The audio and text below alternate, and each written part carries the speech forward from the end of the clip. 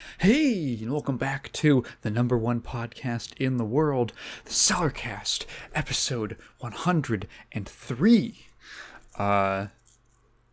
This is I'm recording this a little later in the day than I wish I had. That's because I have spent the day, I got out of bed, and there's a video that I've been wanting to make on the second channel, the side channel, Cellar Plus R, for a good 3 months now. I've had it in my head to do it, but I just haven't had the energy. I haven't had the energy, and it just didn't feel like the right time, because I knew that it would be in some ways grueling. I finished writing. I spent the day writing the script for it. It is as long as some of the Cellar videos. It was about as painful as I thought it was going to be, but I've wanted to make it for a long time. So it's also probably going to be pretty easy to edit. So it's easily the worst thing I've ever made and maybe ever will make. So look forward to that sometime soon, around the time that this podcast goes up, or afterwards, probably. I've had a pretty good week so far. Besides, I've been doing research for the next video. I'm pretty jazzed on the topic. I had a cool thing. I went to an Eagle Court of Honor for, so if you don't know, when I was a member of the Boy Scouts of America, or as they're called now, Scouts BSA, which stands for Scouts, Boy Scouts of America. I don't know who was in charge of that rebranding decision. They did that when they started letting girls in, when they made it a co-ed thing a few years ago. But yes, I was a scout, and in fact, I am an Eagle Scout, which is the highest rank possible. And when you become an Eagle Scout, this usually takes a while. But it's usually quite like 6 months at least. I think that's when mine was, after you achieve Eagle. You have a court of honor, which is like a scout term for we're having a thing to celebrate you. So it's a big celebration. Specifically, it's an Eagle Court of Honor, because it's about, getting an Eagle Scout. Now, my troop has I want to say that, like, I actually don't. I'm actually curious what the number is. How many scouts become Eagles? 6% of all members will earn Eagle. Yeah, so my troop has a weirdly high number of Eagle Scout turnouts, because we're just really cool like that. So I got mine back in 2020, and it took like 6 months to plan the Court of Honor. It was a big ordeal. But I got an email, like, I don't remember when they sent out the email, but I got one a little while ago saying, hey, an Eagle Court of Honor for this guy and this guy. And it was two little fellas who were a couple years younger than me in my troop, but we were in the same patrol. I kind of, in a weird way, sort of like watched them grow up, being a few years older than them. I think when I was graduating high school, they were entering high school. So it was about that age gap. And it's been about 3 years since I aged out and turned 18, so I haven't really seen them in a while. But we spent like quite a few years in the troop together. And when I saw that, I was so jazzed. We spent like 4 years in a patrol together, and I was just like super happy to see that they got it. So I attended that yesterday, and it was a good time. I got to see some people I haven't seen in a bit, tell some funny stories about them. And it was just a great thing. The one thing that I was annoyed about, the one thing that let me down. So when you go to an Eagle Court of Honor, at least the way my troop does it, is after everything's done, all the ceremony, and after everyone's done talking and everything, and all the things have been given out, what you do is you go eat. There's food, and everyone eats. And it's specifically the way we would do it is it's a potluck. So everyone brings some food, and there's just a bunch of food there, and it's great. And I got there this year. I'm sitting there, and then I'm sitting next to one of my friends, who's sitting there with his mom next to him, because she's a part of like they're all woven into the troupe. So everyone they're there, and she's sitting there, and she goes, Does Tygan know that there's not? Does Tygan know that there's just cake this year? And he turns over and he goes, Dude, there's only cake this year. And I like look back where I can just see the table where the food should be, and there's just a cake, and I'm like, wait, they're not bringing more food out? That's it? It's not a potluck this year? They're like, no. I'm like, fuck, I didn't eat before this. God damn it. On the bright side, I did get to take home a bunch of extra cake, so that was cool because they had way too much. It was a bunch of layers. One of those giant. It looked like it was like a wedding cake, that style. Yeah, but it was great. I was just in a good mood. I was in a good mood, except for what happened right before. So typically, we would always hold the Eagle Courts right at the same location that we held our meetings. Now, we have technically two locations where we'll do court. Is it Courts of Honor or Court of Honors? I don't know how. I never got a straight answer on what the plural would be. But so we have regular Court of Honors, which are just we would hold those every 6 months, and those are just to recognize the achievements of everyone in the troupe that year. That's when you get, or in the past 6 months, that's when you get like your merit badges and your rank advancement badges and any awards and all that. That's just a regular Court of Honor. And every 6 months we would alternate the location. But every single time we did an Eagle Court, it was always at the same place we did our regular meetings. It was always there. So that's where I took the bus, and I got there like an hour early, and I'm just walking around. Yeah, I was just walking around town because I had time to kill. And I went and looked through some stores. I didn't buy anything. I actually did buy the one thing I did eat. I did stop through some Latin American supermarket, and I bought those wheat wheels with like the spicy dust on them, and I just ate that while I was walking around town. So I'm done. I'm chilling. I'm just waiting for it starts at 2. Just hanging around, sitting on a bench nearby the building, right? And I'm noticing, I'm not seeing a lot of activity. And I'm looking at my phone. I'm looking at the time, and I'm like, let me just double check the invite. Now, so the two locations, the one I was at is about, let's say, 30 minutes, 20 minutes north of my house. The other location that we would also have regular Court of Honors at was about 20-ish minutes south of my house. Now, I'm at the north location, right? So I look down, I read through the invite again. Oh,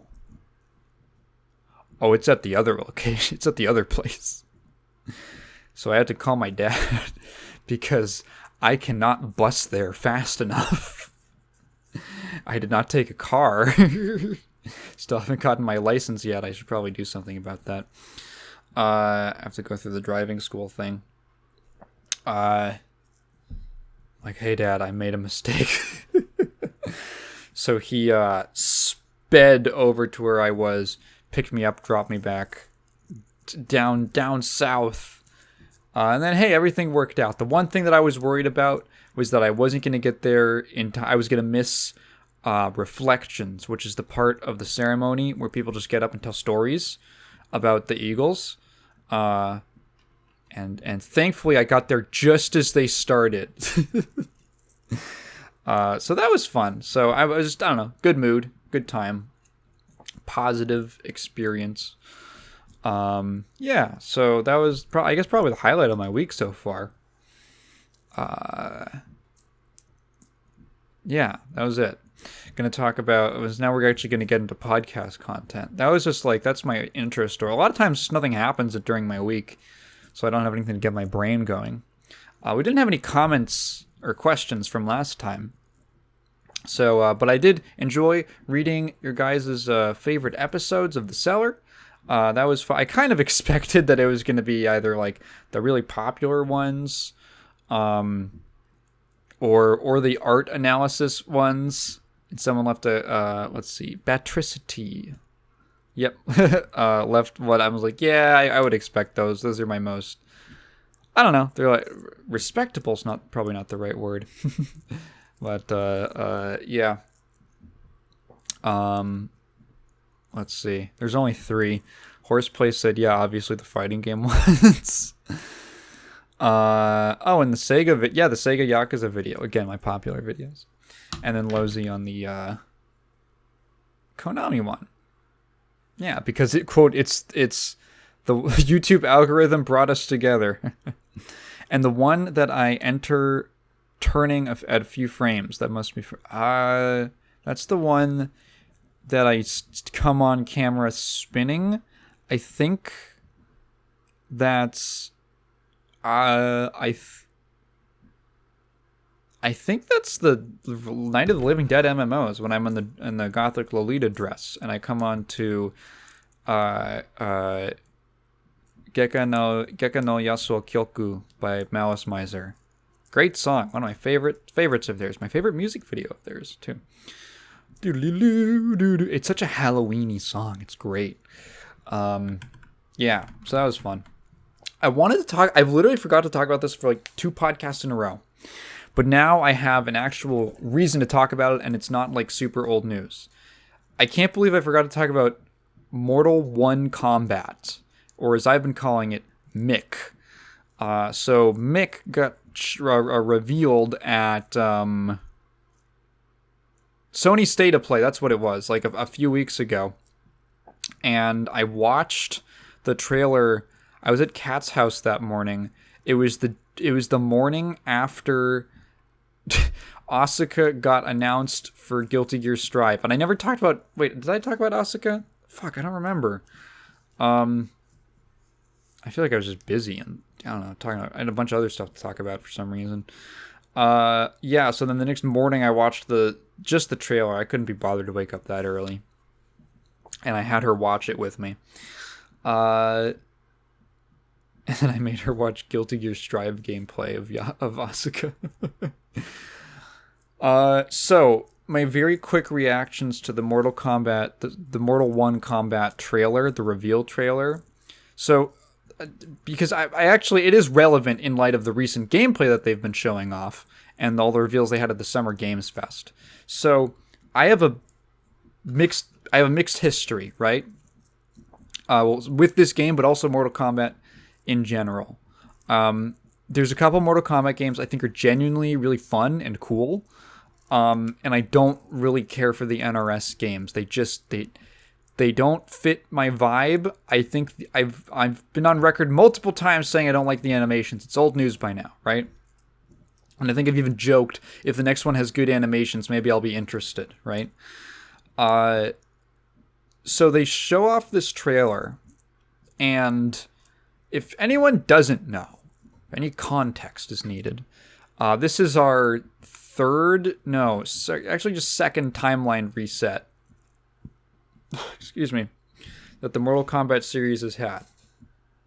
The first one was in MK9 back in 2011. We're resetting everything, and now at the end of Mortal Kombat 11, they had this whole plot with like this time goddess named Chronica, and then Liu Kang like beat her, and then a time travel thing happened, and then Kerry Tagawa showed up as Shang Tsung again from the movie, and then Liu Kang got her crown and then became a god, and now he's Fire God Liu Kang, and he controls time and shit, and he's like the new Raiden, or Raiden as they specifically call him, Justin MK. He's just been Raiden, even though Raiden is like a Japanese name. So he's like the new Raiden, basically, role, and he made a new universe to like, because the timeline fuckery, like the timeline's been technically been reset a bunch of times in the Mortal Kombat lore. So that's why everything's new, and it's a reboot-ish. It's like a soft reboot. Like some of the characters carry over, like Liu Kang, and there might be other ones, like maybe Shang Tsung. It's in some ways, it's like in-universe, the timeline's getting rebooted, but it's not like the whole series has been reset. And like, we gotta do all this over again. It's still like a sequel, and it's kind of weird in that way. But anyway, that's why this is Mortal 1 Kombat. I guess it worked for Battlefield. Right. So this trailer was kind of different for most NRS trailers in general. Well, specifically the Mortal Kombat ones, because all the Mortal Kombat trailers for the NRS era have all just been like Scorpion and Sub-Zero fighting, or some kind of combat or gameplay or something like that. The Mick trailer was really different. It was very story focused. A lot of the... I kind of guessed that there was a lot of focus on like dualities of characters, or like rivals in some sense. There was Scorpion, Sub-Zero, obviously, Kitana and Mileena. There was Liu Kang, and he's like with the new, technically like the great Kung Lao, like Kung Lao's ancestor essentially, like the original guy, and then Raiden. They're like together. They're not like working together or fighting together, but they're like together, I guess. They're in like a little group. So I'm like, okay, so it seems like there's some kind of implication of characters having connections to each other, and I wouldn't be surprised if that reflected in the gameplay somehow. So the elephant in the room is that I didn't like that trailer, and it's for a very specific reason. It's that I'm going to rant about dumb stuff right now.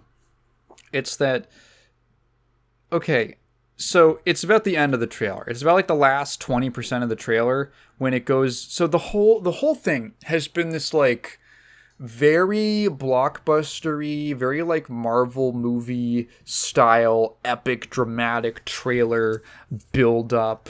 It looks like a movie trailer, right? For something like really epic. And serious. And then it transitions into the most over-the-top, insane gore that I've, like, ever seen. Like, horrific stuff. Now, I don't mind gore. There's a lot of stuff that I play or that I consume that has gore in it, and I don't mind it. I can think it's kind of fun sometimes. But, like, Mortal Kombat, specifically starting with, like, 11... Honestly, probably since 10 at least. Sorry, X. Let me use the right pronouns. Mortal Kombat X has the gore. It's like a little too much for me. And I get like people will bring up, well, in the 90s that was like really pushing the limits. Like, I know that, but I was born in 2002. That shit is not impressive to me anymore. So from my very subjective perspective,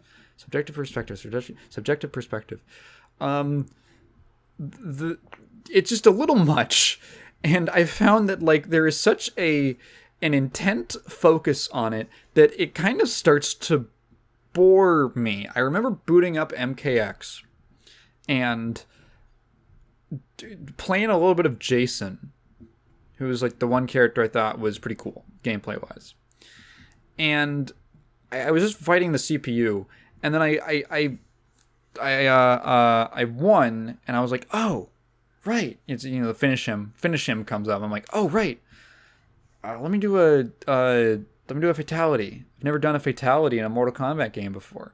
So I did it. I'm like, cool, I got it. And then I'm watching the animation, and I have this realization. It just dawns on me. I'm like, I really don't care about this. I really don't care about this. This is not interesting to me. And in my mind, it's like, okay, I know that the other Mortal Kombat games had very boundary pushing gore for their time. And I understand that, and I get it, and I agree, right? The difference for me is that those games didn't take themselves so fucking seriously. Oh my god, it's such a tonal whiplash. It's such a tonal whiplash to be going through this, like, trailer lines, like, enemies and rivals and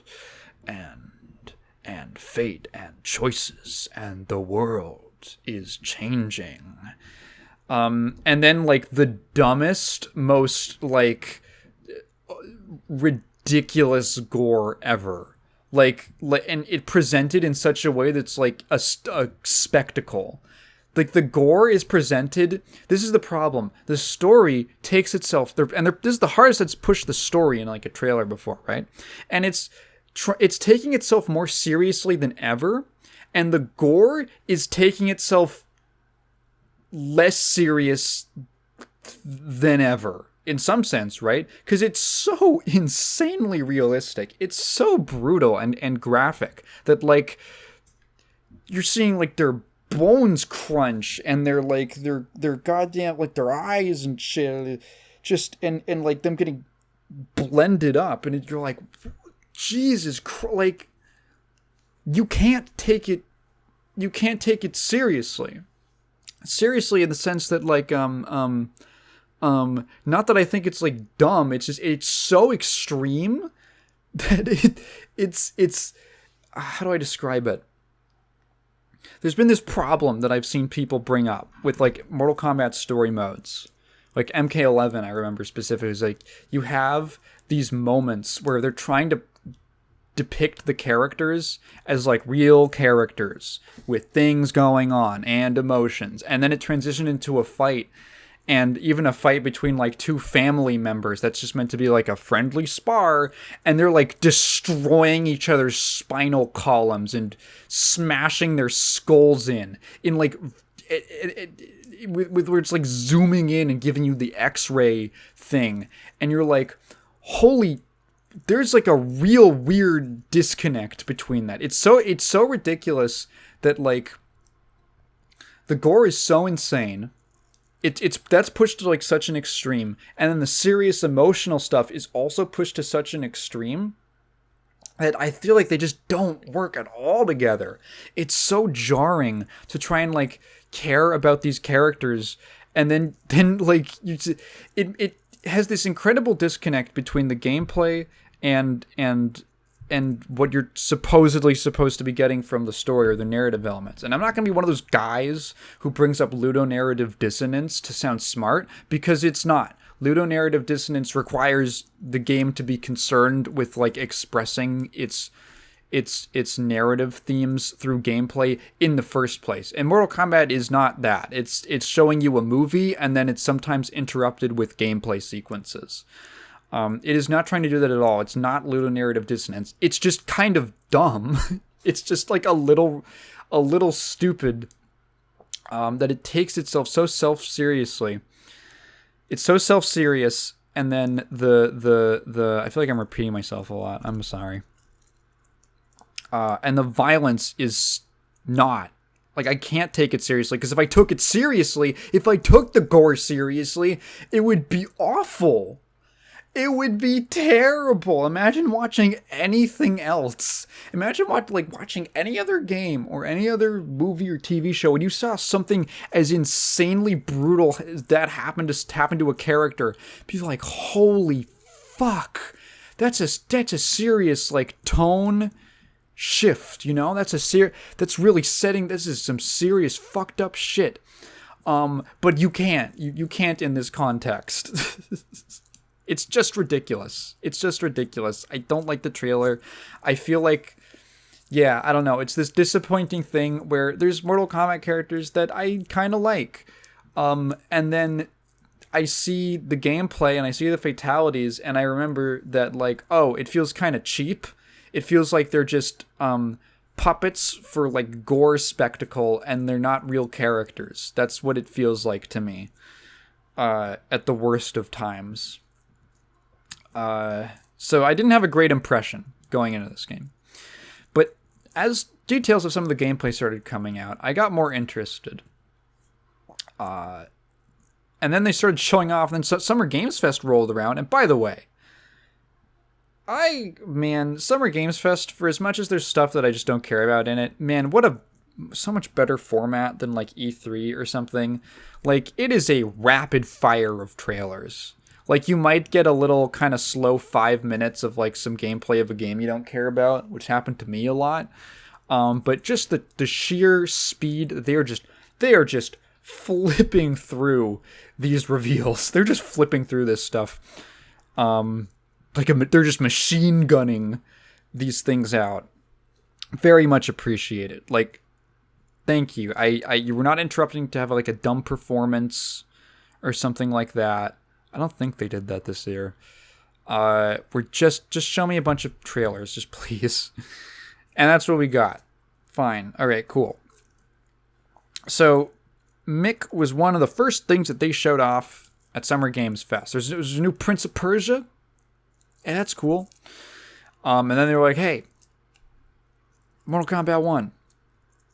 Mortal 1 Kombat. And they showed off a lot of gameplay, a surprising amount of gameplay for how early in development it is, with some like story stuff. Actually, pretty nice mix of story elements, just enough to get people who are interested in that intrigued, and gameplay. So for both audio, actually pretty well balanced like reveal, I think. It seems like a lot of it is taken from the story mode itself, because there's like cutscenes that lead directly into the gameplay. So like, okay, cool.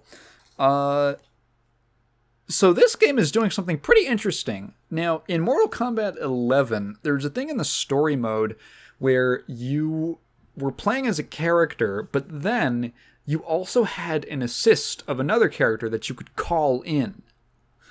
And you could like do these little combo extensions, and it was this really cool little feature that I remember watching a lot. I watched Wooly play through the MK11, I think, Aftermath story mode, Wooly Versus. So like, I just watched it, but even from my perspective, I'm like, that's pretty cool. And he had a similarly good reaction to it of like, wow, that's actually really interesting. I'd like to play around with this more. I wish there was more of this in this game.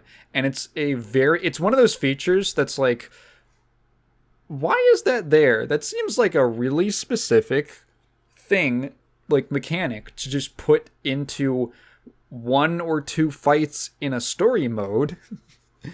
And there's probably someone who guessed that it was going to have something to do with the next Mortal Kombat game. And yeah, they would have been totally right, because that's what this is. So it has this new system called the Cameo Fighters. And I actually have... my thoughts on the story are like whatever for the most part. There's some interesting stuff. Like, okay, I see they're mixing it up. Scorpion and Sub-Zero, they're brothers now. Looks like Melina's the queen, and Katana's like her guard, and also her sister, and all that, and all that. Okay, cool, sure, whatever.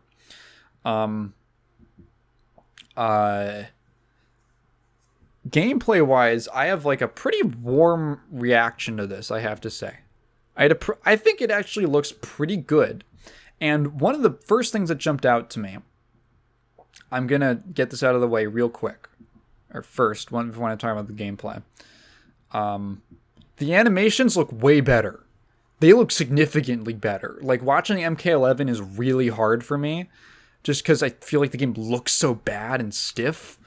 But, like, this game, there's a couple things. I think Lozy on Twitter pointed out to me that the jumps still look a little weird. And I watched it back. Yeah, they still look a little weird. They still look a little bit like someone's just, like, you're in, like, they're just, like, clicking and dragging a rag doll upwards. But, like, the actual movements, oh my god, like, just the key poses. holy shit, Mortal Kombat has had such weak key poses in its animations that makes it so hard to like feel any impact of what's going on. But no, the characters strike these strong poses. That's why I never liked people who said like, oh, but the old games had stiff animations too. Sort of. The old arcade games, yeah, they had.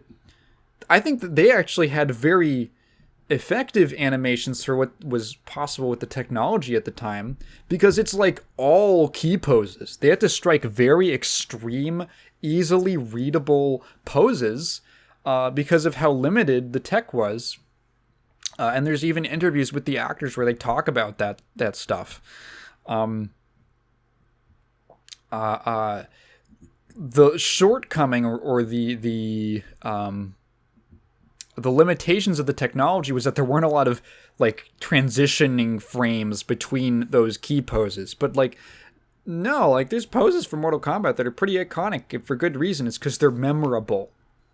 Like Ryu doing the Dragon Punch. Like you think of a Mortal Kombat character doing the uppercut, the down 2, right? Or the down, was it down back punch? I think is the, back then is what it was referred to, right? You remember those types of poses.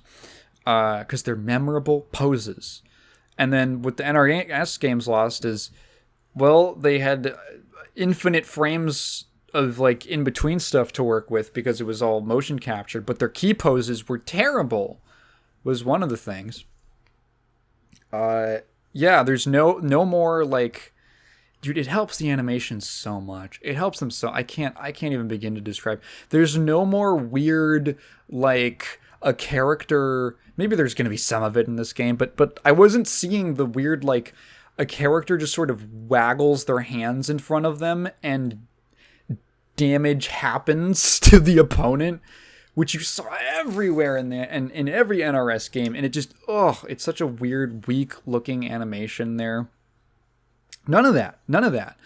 The kicks look good right now, maybe there's a really bad low kick animation somewhere in there. Like, I don't know, it looks way better. It just looks way better. And it's brought it up to a level where I feel like I can actually watch the gameplay now without feeling like, yeah. It has like a full actual visual flow to it now. Then onto the specific gameplay. I got on a tangent. I was talking about the cameo things. So the cameo fighters are basically an assist system. It is not a tag team game. It's specifically just an assist. It's KOF, what was it, 2000? 2001? Whichever KOF games had the striker system in there. Excuse me. Which, much like in those KOF games, was an in those games that was partly an excuse for them to have to include characters who they couldn't fit onto the main roster. Oh, just have them be strikers, have them be these assists you call in. Same way there. It's what they're doing in this game. But in sort of an interesting way. So there are. So some characters are just going to be relegated to being assists. I fear. There was a leak. Mavado, who is a 3D era character, I think could actually be pretty cool if they just like redid him. If they gave him like a bit of a, if they just took another shot, another crack at his character, I feel like they could make him really cool. I think he's cool enough in the 3D games actually. But Mavado is going to be in the game as a cameo fighter. I doubt he will be making a run on the main roster, the main playable roster, because that is a thing that can happen. So some characters, for instance, can be playable characters, and then there's a separate, you select your playable fighter, and then you select your cameo, which is a separate menu, it's a separate select screen. So Ed Boon already confirmed you can have Sub-Zero with a Sub-Zero assist. And the way they do it, which is actually, I think this is kind of neat, having Sub-Zero be assist Sub-Zero or cameo Sub-Zero be classic MK2 design. which is neat. So like older versions of characters, there's Sonya in her MK1 like weird green yoga outfit. I don't know what that was supposed to be. Kano looking very young and smooth in his MK1 design. And then I'm assuming when they're on the main roster, it's going to be a new version of the character, right? Goro was shown off, just kind of flies by, but Goro comes in, and I would actually be kind of surprised. I think he could actually make main roster. I think he could. Also because it's a seemingly newer design. I feel like if it was older, he would have been. Well, actually, no. If he's cameo, it's a different design. I don't know. Maybe he will just be cameo. But he's a lot smaller because they had to figure out how to mocap him, I'm sure. Yeah. And then the actual combo structure looks way cooler. We finally have... Guys, we did it. We finally have an MK game with jump cancelable uppercuts. The jump cancelable down 2. The dream is real. In every fucking Mortal Kombat game, you have this sick uppercut that launches the opponent. Just this boom! And you're just stuck there the whole time. There's so much recovery. It's not special cancelable. It's not jump cancelable. It doesn't lead into any strings for most characters, probably. And you just can't do anything after it. And now you can. Now you can't. There's characters who could combo. I think they could. I remember in like MK3, UMK3, I think Ermac has a string into his uppercut when you can combo off that. But like that's like specific. But you don't know. This game has like some actually really cool looking combos. I think they were showing off stuff with like you do a sequence on the ground into a launcher and then jump up and do like a really cool, like it was a Kung Lao combo where he launches him up, does a little air sequence, and then does like a dive kick downwards. He like special cancels an air normal into a dive kick to the ground, and then the opponent like falls onto, and then he starts doing a move. The opponent falls onto it, and he starts juggling them, and I think it's like a relaunch or something like that. And then he does that into, there's like some kind of like extender. You can like extend things with your assists, and it's really cool. Like, it's really cool. There was this really sick looking scorpion combo where he does like an air ground conversion into a launcher, into an air combo, and then in the air he does spear. He does spear and it like extends it. It's really neat looking. Actually really cool, flashy looking stuff that finally has decent animations to pair with it, you know, to actually do these things. Yeah. And then I was just kind of like micro analyzing the assist, the cameo system. So it appears that you have this little, basically like circular meter around their portrait, which is next to your player character's portrait. And then once you use their assist, and there's multiple kinds of assists, which I'm assuming, I actually think Boone even said this. It's just like button plus assist, or sorry, direction plus assist. So probably at least like 2 or 3 assists per character. And each one seems to take about half of a bar. It takes about 50%. And then there's you can hit the assist. The assists are actually vulnerable. You can hit the assists and it'll lock them out. I noticed this watching some gameplay that got released like yesterday or something. The assists are vulnerable, and then if they get hit, it I think counts as like a counter hit, is what the game calls it. And you're locked out from using them. Their portrait is blacked out. And the bar does not increase. The bar naturally increases, or the meter, the circular gauge, increases when it's not being used. When they're blacked out, when you're locked out from using them, the bar doesn't increase at all. The circle, I'm mixing things up. You know what I mean. So that's cool. Also, yeah, some of the assist moves lock your character into place for a while. So like there are moves that are seemingly you're using them for like combo extensions because you can act really quickly out of them, or maybe some of them have like no freeze period at all, and some of them just like you're just stuck there for like a minute. There's also, I guess, interesting enough to further make it feel like a tag team thing. It seems like all of the regular throws use the assist. They use the cameo fighter. So like Sub-Zero, you're playing a Sub-Zero, right? You grab the opponent and Sub-Zero will freeze them, and then the assist character will come in for like a big punch or something like that.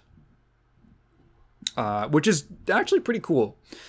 And it seems like there's some sort of potentially maybe like team specific fatalities or like team ups or stuff, which is exactly what you'd want. You'd want some like fun, creative, character specific fatalities, right? Like JoJo's Bizarre Adventure Eyes of Heaven, which is a tag team 3D arena fighter, and the big super moves, the Great Heat Attacks. There's specific little duos that you can put together of certain characters, and they will have a unique. Most of the time, ones are just like if there's no unique one, it'll just both characters. They have a preset one. They have a standard great heat attack, and they'll do that followed by the other character. But if there's a unique one for like a specific team, it'll play that one. So it's doing that, I guess. Yeah. So am I super interested to the point where this is like a must buy for me? No, not really. Maybe I'd be more interested if like Smoke or Cyber Smoke gets it. They would probably do Human Smoke as like the playable character, like the playable version. And then, cause I don't think they want to do the Cyber Lin Kuei storyline yet, or they don't want to just do it again. And then they would probably do like Cyber Smoke as the cameo fighter, which, well, I'll take that concession. Human Smoke's cool. I feel like I'm the only guy who prefers Cyber Smoke. He's cool. He's purple. MK3 Cyber Smoke. He's purple. The MKX1's fine. He's like black and gray. Fine, whatever. But the purple one, yeah, that's my Cyber Smoke. Yeah. Mick. Mortal 1 Combat. It looks somewhat intriguing. If the NRS players get a good game, I'm happy for them. Yippee. That's me. I'm done talking about that. Next one I'm going to talk about is the other fighting game I actually have been playing and that I knew is going to be a must-buy. Street Fighter 6. That's how the guy says it. He goes, Street Fighter 6 on the title screen. Hey, wouldn't you know it? Crazy news, guys. The game's really good. I can't believe it either. You know, I was going this whole last, what has it been, like a year? Thinking that this thing was, I was really, really shaky about it, but no, yeah, of course. Everyone knew this game was going to be really good. Everyone knew this game was going to be good. And you know how you knew? Is because they were confident. They were bold. Now, part of that is because, the entire roster got leaked 12 hours after the reveal. But, hey, actually, it even goes more than that because they didn't show off the whole roster. They actually held off on actually showing all of the characters for a while. But they were very open about showing off the game's systems and the content and the world tour. Well, they kept the world tour a little bit under wraps because I think that was like the big mystery they had. They showed off enough of it to get you interested, but not just everything about it, right? Until we started getting closer to release, and then we pretty much knew everything about it. But with the actual gameplay systems and the drive system and everything, they were very upfront and they were very transparent and just told you.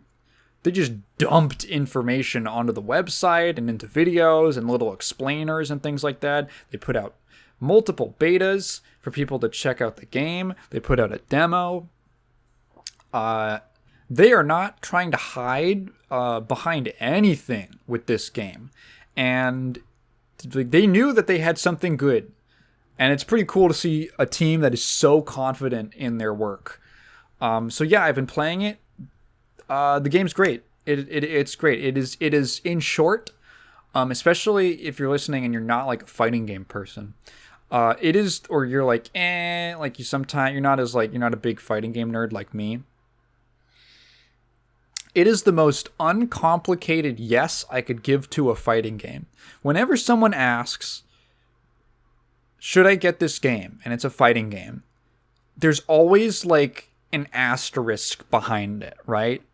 Like, like when Strive came out. For me, obviously, yeah, I'm going to get the new Guilty Gear game. But if you ask me, like, should I get Guilty Gear Strive? I don't really know. I know fighting games. I just haven't really gotten into them. It would be like, I'd be like, okay, I would say, okay, I got it. It's like a yes with an asterisk. It's like, yes, if you're okay with there not really being that much single player content. Yes, if you're okay with it mostly just being online stuff, and also the lobbies are bad, and you're willing to put up with that. In match, the netcode's amazing, but like the lobbies kind of suck, and sometimes they break, and sometimes the game is broken for 2 months because of a cross-play update. If you can get through that and it still seems interesting to you, then yeah, sure, and you might very well enjoy it. But there's always an asterisk. Street Fighter 6, I guess also Mortal Kombat game. I guess NRS games in general are just very like crowd pleasing. Like they have things that appeal to everyone. Like they check all the boxes, right? They check all the boxes that like, yeah, you can basically recommend it to your friend who isn't super into fighting games and like knows what a meaty is and stuff like that. Oh, my neck. Oh, my back. I've been in like a little slouch position for too long. SF6 is the most uncomplicated yes. I can just say, yeah, no, the game's really good. The game's really good, and you will have some fun stuff to do and mess around with and check out if you are really into online play, and even if you're not, or if you're interested but you're a little inexperienced, or you're worried about being inexperienced. Like I really think the game covers as many types of player as it has to for this kind of a game. Like, yeah, is everyone going to love it? No, of course not. Some people are just not interested. But, oh my god, such a bigger just market appeal than like any previous Street Fighter game. I guess since like 2, but it was 1991. So like, what the fuck else are you going to play? So obviously, yeah, the game, I guess I'll talk about the single player stuff first. So World Tour mode, I'm not done with it. I'm only a couple hours in, but surprisingly, maybe not surprisingly, I really liked it. I liked it more than I thought I would. I was just I'm one of those guys, I just get the game and I don't touch the single player and I just go and play online. That's who I am. Unless it's something that I care about because I'm a big nerd for Guilty Gear lore and I go watch the 5-hour anime movie that comes with the game. The 5-hour machinima that comes with the game, I should specify. But I decided to check out World Tour mode, and I enjoyed it a lot more than I thought that I would so far. I really like exploring the city. It seems like a relatively small, very dense environment. I'm assuming there's more stuff. I'm assuming it expands because the map, I've run into some dead ends where the game, like, it really doesn't look like a dead end, and then the game says you don't want to go any further than this, and then it literally turns you around. I'm like, okay, but I see on the map, I'm like, it seems like there's more stuff, and there's already literal roadblocks in the way on some of the streets. So I'm assuming the further I get, it's gonna open up. But like, even from just what I've played so far, I really like how dense the city is for how small the areas are. Everywhere looks cool. It's not like a bunch of, oh, it's big and there's like 100 identical buildings. There's like interesting little things. There's there's like a bay you can go walk by. You can see San Francisco across. So I guess, are we like in New Jersey? Is Metro City just New Jersey? There's like a little like garden area around there. There's like Ken's boat from Street Fighter 3 Second Impact from his stage there at the little marina. And then like, yeah, the Chinatown area, and then these little streets that have like, they just feel active. The city feels very populated. There's a lot of NPCs. Everyone has names. You can walk up to anyone and fight them, which is honestly, I think what makes the city feel so lively is that not only is there like a lot of, some neat looking areas pretty much everywhere you go, but also every single NPC is interactable in some way. There's like a handful, I think, that you can't really interact with that much. Or maybe you can only talk to them, but like 98% of the NPCs you can walk up to and fight, and that's like the coolest part of the single player, is that you can just walk up to anyone and start a fight. And there's also, in addition to that, just like hoodlums who will run up to you and start fights regardless. And the fights are... So I mentioned this... I might have mentioned this on the podcast earlier. I don't remember. When I played the demo, which was a demo for the World Tour mode, largely. When I played the demo, I was running into... And this was on PC. I was running into some slowdown issues during fights in World Tour mode. And I was a little apprehensive about starting it now. Just because, like... Yeah, it was put a bit of a damper. Like, I don't want to play running in slow motion. It seems like in between then and now... They have patched whatever issue that was, and now I think I experienced slowdown like the first fight I got into, and like one time after that in the few hours that I've been playing, but really nothing very bad or unplayable. And the game runs just fine now on my PC, which is like a mid-tier PC. I have like an older graphics card and all that, like 2017. Should probably upgrade that. I need some more RAM too. Goddamn. But what really helps is that when you transition into these fights, the fights are very snappy. They're very quick. Enemies don't have that much health. They're over within, at most, like 20 seconds. So there are these very short battles where you always have there's always some kind of goal. Enemies have like loot drops. They can drop items and things like that, but you have to fulfill requirements. Like, this enemy basically only does an overhead attack, and I'll get to that in a second. They only do overheads, or this one only does lows. Block the overhead twice. Block this one's low attack twice. Throw this opponent. Hit with some multi-hitting moves, something like that. Basically, little incentives to earn rewards that are teaching you things about the game and how it works. Probably told this story before, but when I was first getting into fighting games, with the first game I really learned, which was Skullgirls, I would go online and I was so frustrated because I didn't understand why things were happening. I didn't understand why I was getting hit, for instance. And then I went and actually played the tutorial, and I realized they explained the difference between high and low blocking and like lows, mids, and overheads. And I was like, oh, it makes so much sense now. And now I don't just have to be frustrated that I'm getting hit. I can actually understand. And now I can start now that I understand what the problem is, that I'm not blocking low or I'm not blocking high.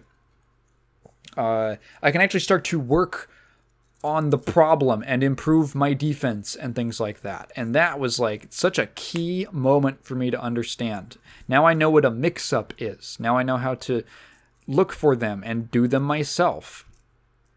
The player who is just going through World Tour mode and wants those rewards, they're gonna look at the they're going to look at the requirement for that for like a specific drop. It's going to say block low, or like block the low attack twice. And they're going to think, how do I block that? How do I do that?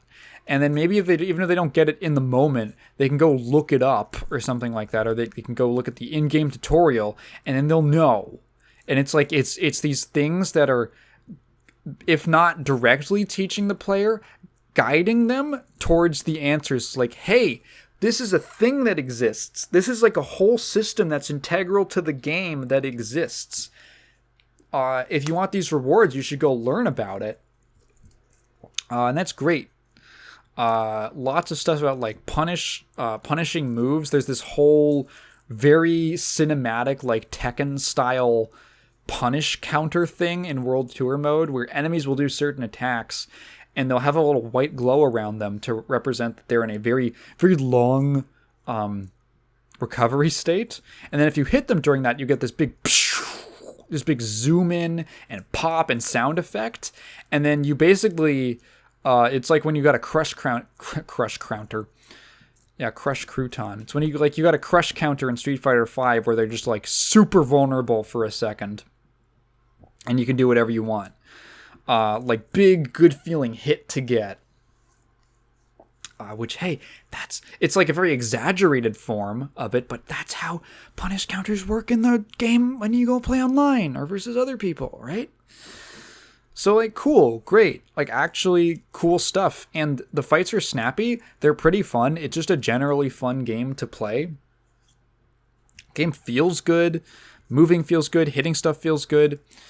It has a weirdly tight, I will say this, I was talking to some people about this, a weirdly tight special cancel window that I found kind of strange coming from modern fighters, even a lot of older fighters.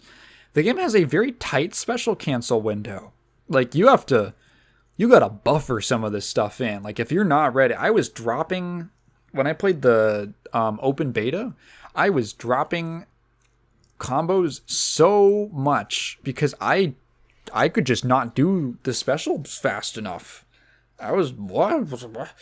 I was like, and it was weird because like in every other game, I feel like I would, if this was Street Fighter V, it would have worked, but not in this game. And I had to go ask someone like, hey, is the special cancel window in this game like weirdly small compared to most other games? And they were like, I think it is, was the answer I got.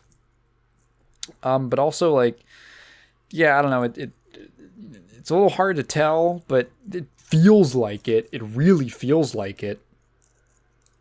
That's like the one like weird thing. I would imagine they would just leave it pretty open, like 5, and honestly most modern fighters leave that pretty open. But yeah, it's like the one tight thing about the game that I just found a little weird.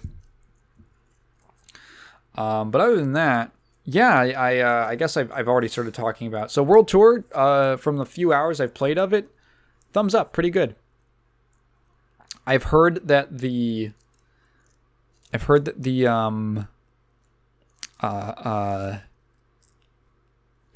the story's not very interesting, which is like, it's a Street Fighter game. They never have very good, like, centralized stories, which is why they never do them. Or the only time they do them is, like, 5, where it sucks, because it's weird, because Street Fighter has never had a centralized story. I'm actually, like, I sort of wish that they hadn't even tried to go for some sort of overarching thing in World Tour mode, because Street Fighter V has a very bad story mode. And one of the reasons it feels so weird is, from a storytelling perspective, is because Street Fighter has never had a big centralized narrative. It's always told its stories through like individual character stories. Like every character's arcade mode. That's just like the format. And oftentimes they would overlap with each other, but this wasn't like, Blaze Blue or Tekken or something that had like pretty like all-encompassing story modes. There were a lot of the Mortal Kombat story modes, even in the 3D era. That just never has Street Fighter really told its story. I was thinking that if they were going to do something like World Tour, I was like, oh, that's a perfect opportunity to just make a bunch of relatively, self-contained, probably smaller scale character stories with each of the Street Fighter characters. Kind of like a really, really, what if like the social links from Persona was like the whole game, right? And it was really fleshed out. That's what I imagined it would be. And hopefully the next time they attempt something like this, that's what it is. But, yeah, I mean, well, the game is just, I find it pretty enjoyable. It might get old for some people, like, just running around doing missions. It's got a decent, like, loop, and there's, like, stuff of, like, getting rewards, getting missions, and then getting new clothing, getting new moves from characters, leveling up, and getting points to spend on, like, a big RPG skill tree. And all that stuff's really cool. And it's got and the whole time you're going from point A to point B, and there are things happening. It's not just mindless walking. You're like fighting guys, or you see someone and you go challenge them to a fight or something like that. There's a guy named like Big Pablo, and you go beat his ass for like for like $10, and then he just gets up and walks away. So they're always doing something, and that's cool. It's a pretty good feeling mode. I like it. Yeah, thumbs up for me. Very good effort on that. And then for the online itself, I've had a great experience. I've been playing Marisa, who was the character that I knew I was just gonna really like, and yeah, I do really like her now that I've gotten the feel for her. Big brawler character with big damage, and in relative to this game, unfair frame data. This game has terrible frame data. There's so much shit that's punishable or just like negative, so you can't just like spam it on block all day. But Marisa does have like, she's got stuff that is not really punishable or leaves her in like a pretty decent situation, or she can like delay it. She has a lot of moves that she can charge that often have armor on them. So like you do a little like target combo, a little medium punch into like charged Gladius, which is her like big forward punch special. And then you like charge that a little bit, and they try to challenge you because they think they see an opening, but then oops, they just hit your armor, and then you just boom, and then she has this really cool thing where which I've surprisingly not seen from too many like armor characters. Like characters have a lot of armored moves, but if she absorbs something with one of her armored attacks, it like does more damage. So when she's doing the Gladius punch, if she absorbs a move, it goes into like this special animation where it like zooms in. If you fully charge it and then it like absorbs something, it goes in this like zoom in animation where she like decks you right in the face and blows you up like way further back, and it does a lot more damage. And that stuff's really cool. I like that a lot. That's like a cool way to reward you for mixing up your timing and punishing your opponent for not respecting the pressure. That's cool. She's really fun. She, funny enough, I didn't even realize this till I really got into her, to like try and understand her moveset. She has very similar weaknesses to Dudley. She is very similar to Dudley in a lot of ways. Dudley is a character who has these incredibly overwhelming strengths. He has great plus frames. He does really good damage. He gets a lot of really strong situations off of his basic combos. He has really difficult to react to high-low mix-up, like basically impossible high-low mix-up. Basically impossible to react to. And he's basically held back entirely by the fact he has really good supers. He has great EXs. He has good anti-airs. He has really good standing pokes and all that. He is just held back entirely. He has good defensive options. Like, he has so many strengths, but he's got no low pokes. He is just horribly, horribly bankrupt in the low poke department. no reach. He literally doesn't use his legs in any of his attacks. Very like, like his longer range moves like crouch heavy kick and crouch medium kick have like don't even have like that much range, or like they're crouch medium kick is like not an amazing poke. It's very punishable by a lot of characters. It's one hit. It's easy to parry. It's slow, but like yeah, that's like he's held back by that, which makes, just by itself, makes him difficult, like a little difficult to contend. Like playing against Chun-Li. Chun-Li's such a, you play against so many characters, you feel so powerful as Dudley, and then you play against Chun, and she just fucking destroys you because you can't do anything about her crouching medium kick. Marisa's sort of similar, but without the incredibly overwhelming strength. She isn't quite as strong as Dudley in that sense. But she's pretty, like, her strengths are pretty strong, and her weaknesses are pretty decent. She feels really good in that sense. Like, she feels like that character I always end up playing, that very stable mid-tier character. She has decent anti-airs, really just one. Crouching heavy punch. She has like pretty decent like standing pokes. She has good target. She has a lot of target combos that are good. She has a lot of she has some really cool combo potential. Like she can do a fuck ton of damage. She can blow you up. And I think it's really fun. She has a really fast, unreactable command grab. Like, that thing comes out. The fastest I went and checked in training mode. Oh, the training mode. The fastest I was able to get her command grab out was like 5 frames. Which is like really fast. You can't even... It's the one that she can do out of her like little guard stance. She does the guard stance. If she gets hit by something, it has armor, and then she'll just like boom, and then just kind of like lunge forward, do a little counter attack. Which actually is also, now I think, pretty good for an anti-air as well.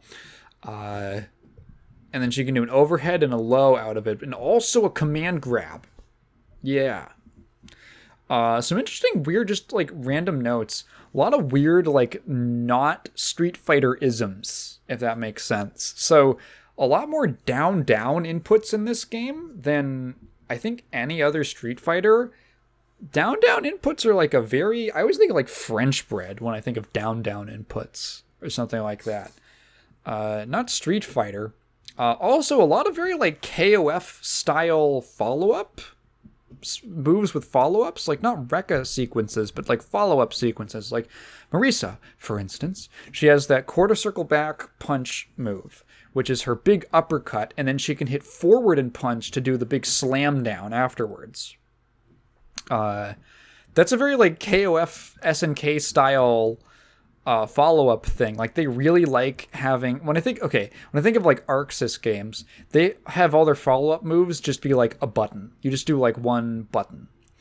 SNK, to me, usually they have their follow-up moves be like a direction plus a button, because SNK really likes to, I've always felt like SNK fighters really like to make their special move inputs like expressive for the character. Have you ever noticed that? Like, they have this thing where there's like this association in SNK fighters where like Rekka specials are like have this aggressiveness implied in them. So like Iori's always had this Rekka sequence. You're doing these multiple quarter circles and things like that. And when Kyo starts to go through like a bit of a personality shift in the series. I forget like what specific game but he gets his Rekka, right? He goes from having like a standard like fireball, like a very standard Shoto type of moveset, and now he's got this crazy Rekka sequence with like all these different enders and things like that. And I feel like it's supposed to imply that he's like a little darker and he's going through some stuff and he's more aggressive. I always thought that was cool, but it's like a very SNK thing for them to do.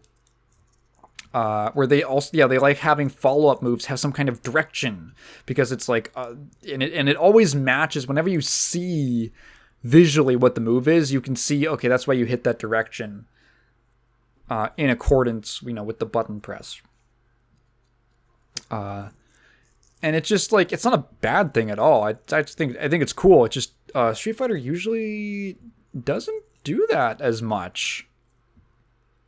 I feel.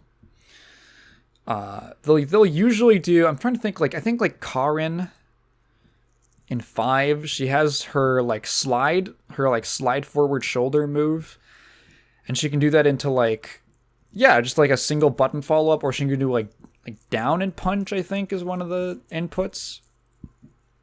It's like an alternate, right? I don't know. A lot of the characters in this game are really cool. So much just combo potential just straight out of the gate. I did some of JP's combo trials. He can combo out of his throw by setting up the little reality tear. And then he can set it up behind you, throw you, and then the spike shoots out of the tear, and it'll launch them, or it'll juggle them in the air, and and then you can combo off of it. That's so cool. I was like, this is such a cool looking character. He's got some every character in this game has some really cool looking combos. Really fun stuff. Marisa combos are fun too, just smacking people up and down and bouncing them off the ground and all this stuff, charging up moves and hitting them. Just a boom, this big freight train punch. Yeah. Oh, and to speak on all of the different audiences that this has been appealing to, the modern controls have been an overwhelming success. You have seen, there's so many more people, there's been examples of this in other fighters, right? There's I think stylish mode from Guilty Gear Xrd. And in that game, no one uses stylish mode. There's a decent number of people using modern controls, and I think it actually I'm not sure exactly why. I'd have to probably think on it a little more. Maybe leave the comments below what you think the difference is of why people are actually using modern controls. It could just be that they're pushing them and they make it the default when you start out. You have to manually switch to classic or set your preference in the options. It's worked out tremendously. And one of the things, it's okay, there's a bunch of obviously there's a bunch of discussion about is it too strong? Is modern controls this or that? And to be honest, I read these comments I've read multiple comments at this point that go something like, hey, I've always been interested in fighting games. I've loved watching them. I think I always liked watching Street Fighter, but I have this physical disability that makes it impossible for me to play the games for very long. I can do quarter circles and things like that, but I get this really bad pain in my hands or my arms when I do it, and I've just never been able to play them. And now with modern controls, I can finally enjoy these games. I can finally enjoy a Street Fighter game. And in my mind, that makes it so worth it. That makes it so worth the implementation. That's really genuinely really cool, and that makes me happy. And I never even thought about it as that kind of an accessibility feature.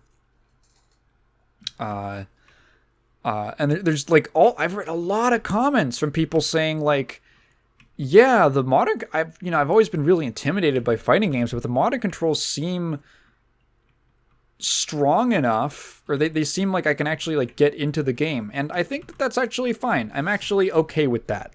That it gets people into the game, and it is actually strong enough and viable enough that you can actually get by and play pretty well with modern controls. It still stands to be seen, whether or not one is better than the other or something like that. I've actually seen some people suggest that there's literally different play styles for characters depending on which control type they're using, which I didn't see that much explanation on. But that is like a really fascinating idea to me, that because a character gets different options because of the control style that they're using, that they could play totally differently. And I don't know. I think it's cool. This has been the best received fighting game in years. It's been like the first fighting game to crack like a 90 on Metacritic since like Smash Ultimate, I guess. I don't know what MK11 got on Metacritic, but like, yeah, I saw 6 has hit a 92, which is like insane for a fighting game. That's really that's really impressive. Most of the time, reviews for fighting games are like, well, diehard fans of the genre are gonna love it, but maybe casual players won't have that much to enjoy, or they won't have quite as much to enjoy in it. But now we finally hit the tipping point. It has been really cool. Another thing that's kind of neat, just an observation. Usually whenever a fighting game comes out, there's like immediate talk about tier lists and characters who are strong and people complaining about this and that. Even in games that are relatively well balanced, like Strive, people will still complain about stuff. I have been really surprised. Maybe I've just been ignoring it, or I haven't run into it or something like that. Maybe I've just been lucky. I have not really seen that. There hasn't been like a big villain character of the game. Like, yeah, they're like, playing against Kimberly, playing against JP, I'm getting zoned, I'm getting mixed. But that's just regular stuff. That's just like, you got to learn the matchup and shit like that. You just got to get used to fighting them, kind of thing. Not the same level of like, soul far slash, y'all are getting tight about a +2 mid.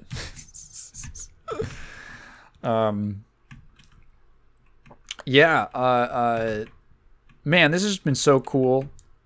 Man, fighting games are doing so good right now, man. Man, it's good. I've had a great time with it. If you're on the fence about the game and it sounds interesting, this is probably the one to get into. This is the one to get into if it looks at all cool to you. Also, it's like $60 and not $70, like the trend has been. So that's neat. Capcom's been like the one big publisher that's held it, on going to the $70. So I'm going to $70 retail price. So that's cool. Yeah, it's just like a genuinely pretty good time. The online's really good. I've had matches on Wi-Fi that were like pretty decent. That were like pretty playable. Oh my god, dude, you cannot go 5 minutes without finding a match. Sorry, 5 seconds without finding a match in this game. Like, the queue times are insane right now. Like, way more than I've seen for any other fighting game on launch. Like, I was sitting in training mode with the matchmaking toggle on and just trying to like lab some stuff for a sec. I could not go more than 5 seconds without getting a match, which is like fine. But at a certain point I had to turn it off to be like, okay, can I lab like an anti-air combo real quick? Can I practice like can I just try this out real quick? It's been super cool. There's so much good stuff to talk about with this game. Pretty much everything is positive. And the training mode is incredible. It's like the best modern training mode. This is the game. Okay, there's like this obnoxious thing with being a fighting game fan where there are so many advancements made in the genre by individual games. Some games have like these amazing training modes. Some games have these really great single player offerings. Some games have this like amazing online. Some games have really full featured lobbies and stuff like that. And then there's there's just never been one game that had all of it. And it's always been a caveat. There's always been an asterisk next to the yes. Right? It's like, wow, I love the way this game plays, but it has terrible online. Or, man, this game has great online, but the fucking lobbies don't work at all, and it has no single player content. What game am I talking about right now? Take a guess.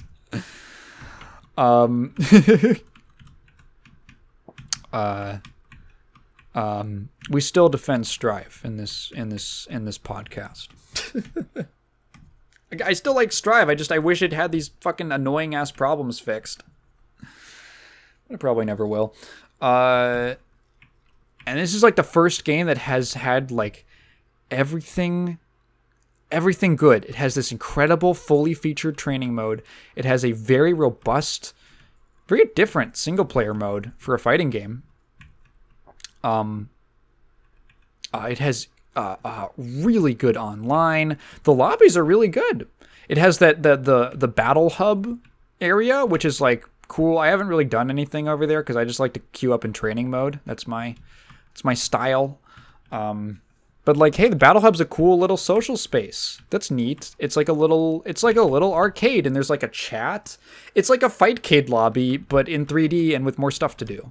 With like little games you can play on the side and a little shop where you can buy clothes for your avatar. Like, oh, great, perfect, exactly what you want. Yeah, no, it's the whole package. It's the whole package. Big recommend. Big happy with that one. Okay, so we're back on the Nickelodeon marathon. We brought out the wheel. Kat just put all the movies on the list into a big, that big online wheel. It's a website. You can put all the stuff onto a wheel and spin it. Excuse me. And it landed on... I have to look up the title again.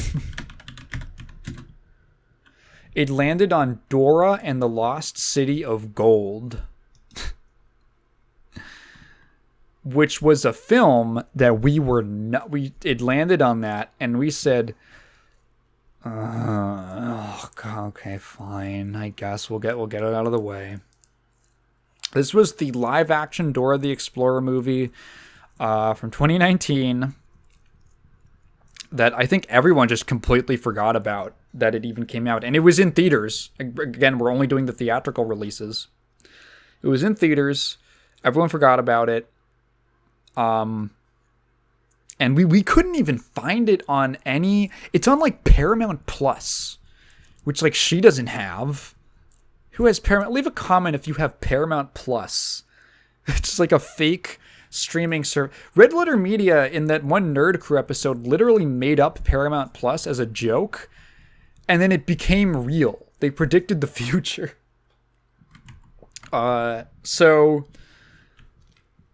we watched we had to go pirate this because we couldn't find it anywhere. We watched it and we were like, okay, this is, fuck, okay, fine. So the film, like, we just got to get this out of the way. And that's what this is going to be. Obviously based off of the Dora the Explorer TV show, which I assume it's probably been it's probably still airing. Actually, I imagine it's still airing. We both watched it as kids.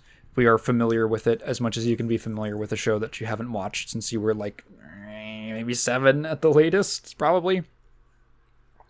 So the film starts, and it wasn't really what we were expecting.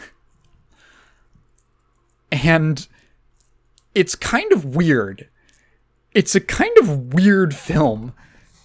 So weird that about, I want to say 20 minutes into watching it, we had to pause because I was so curious about the screenwriter, and we looked it up, and it's a man named, primarily written by a man named Tom Wheeler.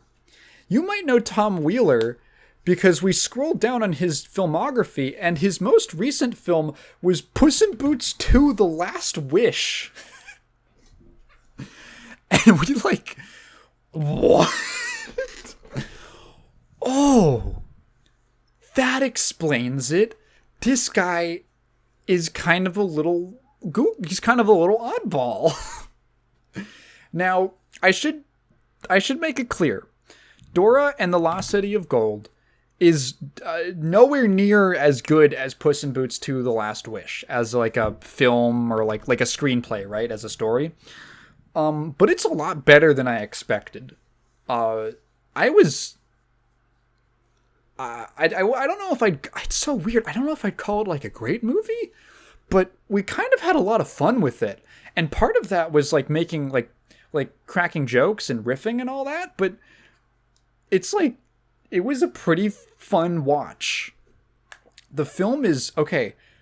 There's this one moment at the opening of the film, it's Dora as she's like 6 years old. It's like her in the like how she is in the TV show. And it's her and her cousin Diego, who you all know. And they're in her house in Peru? I thought they were in Brazil. I have the Wikipedia page open, just in case.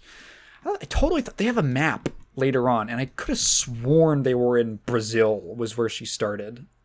But I guess they're in Peru. And she's with Diego, and they're doing the Dora show with like the talking animals, and it lasts about 10 seconds, and then they get back to their home, and it all wipes away, and you realize, oh, okay, so all the Dora stuff with the talking animals and everything, and Swiper's there, and all that. Swiper the fox with the mask and the gloves, so he doesn't leave behind paw prints, I guess. That's all their imagination when they play together. Okay, cool, fine, whatever. So Diego has to leave home, or he's just visiting his family. He's like spending the summer or something with Dora and her like archaeologist parents in Peru, and he's got to go. And they're all sad, and they say goodbye to each other. And Dora is back at home with her family. And they're eating dinner or something. They're around the table. And she looks at the camera and she says, "Oi!" Or, fuck, what is it? Not oi. It's not fucking Japanese. She goes, "Hola, soy Dora." Can you say, platanos? Or something like that. I think that's what that word is. She was like, she does the Dora thing, right? And her parents look at her and they're like, "Sorry, what, sweetie?" And she's just smiling, just huge smile at the camera. And they're like, "Sorry, what?" And then she just like looks back at them and acts like nothing happened. And they just kind of look at each other like, what the fuck was that about? And you're like, wait, is Dora like schizophrenic? Does she like need some pills to take? What the fuck? That's weird. And shockingly, for as much like kind of self-aware humor as there is in this film, never brought up again. It's just like a weird one-off joke. That it's weird that Dora stops to like address the audience. But yeah, so then you cut to, so they talk about, there's this, we're looking for this lost city of gold called Parapata. And Dora's like, "Wow, does it exist?" And they're like, "Yeah, we're pretty sure it exists. We just don't know where it is." And then we cut forward like 10 years. So she's now 16 years old. However, she is played by like a 20-something-year-old woman. She's played by a grown, very clearly a grown woman, I'm pretty sure. Let me double check. What is her name? Isabella Moner. Merced. What the fuck? Why does the Wikipedia say Merced? Isabella. Oh, known professionally as Isabella Merced. Wait, what the fuck? So her real name is Isabella Yolanda Moner. Known professionally as Isabella Merced. And in the Wikipedia page for the movie, they call her Isabella Moner. So, okay, whatever. Wait, 2001. She's a year older than me. So in 2019, when oh fuck, math. Wait. Oh no. Oh no, wait. Oh fuck. Oh fuck. Oh no, wait. Oh no. I gotta pull out the calculator. Shit. Why is the calculator not working? Why is the Windows calculator blacked out? What the fuck is going on? That's weird. It's really strange. I'm so bad at math, I have to I have to hang on. 2019 minus 2001 is 18. Okay. Because of the jokes that I'm about to make. Because okay, so she looks a little okay. Oh, okay. Okay, we're not fucked yet. All right. She looked. I totally thought she was like a 20-year-old, right? I totally thought she was. She's 18 in the movie, which is about 2 years older than she should be in the story, which actually is pretty decent casting. Now to think about it, usually they do just get adults to play children or teenagers, which is, okay. So, okay. Whoa. Okay. Back on topic.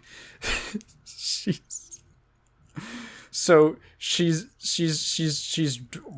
running around the jungle with her little monkey friend Boots, who is in the movie but doesn't talk. We'll get to that.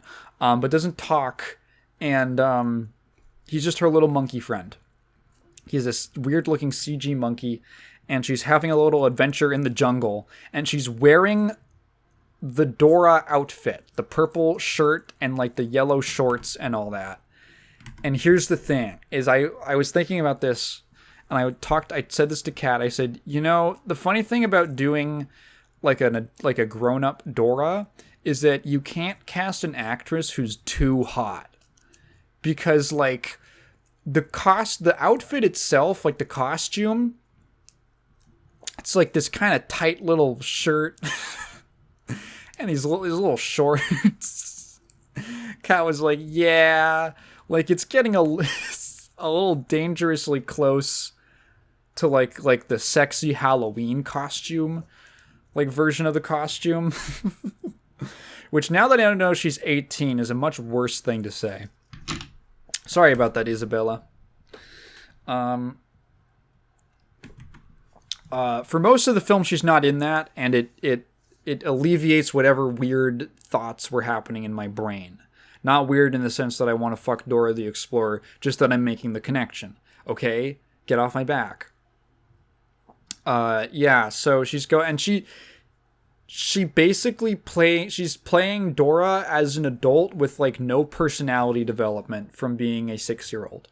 She is a wide-eyed girl with very little social experience who loves nature and knows everything about the animal kingdom and flora and fauna and all this stuff. And she has little adventures in the jungle. And she gets hurt at the start of the movie and it have a fall which would absolutely like shatter your femur, at least like something in your legs, but she's fine. And then she's back home and her parents are worried because they want to go on. They're going on a trip to investigate this Parapata mystery, right? And they're like, we're worried about you. We don't think you can handle being by yourself in the jungle. Like, you're a little too reckless. We're sending you to American high school in Southern California, in Silver Lake specifically. And she's like, no, I don't want to go to American high school. I want to be in the jungle. And they're like, no, you're going to American high school, but watch out. And her dad, played by Michael Pena, has a whole thing about, like, he's warning her about dangerous people, but he only talks about ravers, which is like one letter. It's like really close to another type of person that you should be warning her about that exists in the world that she maybe hasn't encountered in the jungle. Talking about raters, like people who rate films on Letterboxd. Like, you got to stay away from those people, like professional critics. Creepy, weird people. So she gets shipped off to Silver Lake to go live with. At first, I thought it was a host family. No, it's it's her tia y tío, aka Diego's parents, and she's going to high school with Diego. She's transferring in. So Diego's all grown up. And this is the point of the movie where I kind of started to feel it a little more, because they want you to know that Dora is a fucking weirdo. She is a socially naive weirdo who's lived her entire life in the jungle and almost never talked to kids her own age, and she's grown up around monkeys. And Diego thinks she is cringe as fuck, and he wants nothing to do with her. And I have to give it to the actor, and also the way it's written too, and probably directed. Everyone involved in this process of the Diego performance. It's not in like the corny movie way of like, where it's like really overdone. He looks like he doesn't want to be there, and like he's got that look where he's just like clammed up and he doesn't want to talk, and he's just trying not to emote at all, and just like, yeah, cool, hey, nice to see you. Yeah, cool, hey, how you doing? Like, it's just minimizing himself as much as possible, and it is awesome. It is legitimately really funny.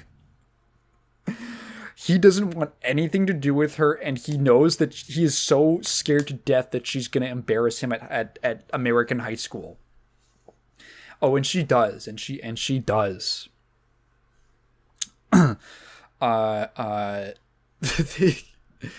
So like they have there's a whole like fish out of water thing where they're going, and it's like one of those high schools where you gotta go through a metal detector before you can enter, and it's American high school.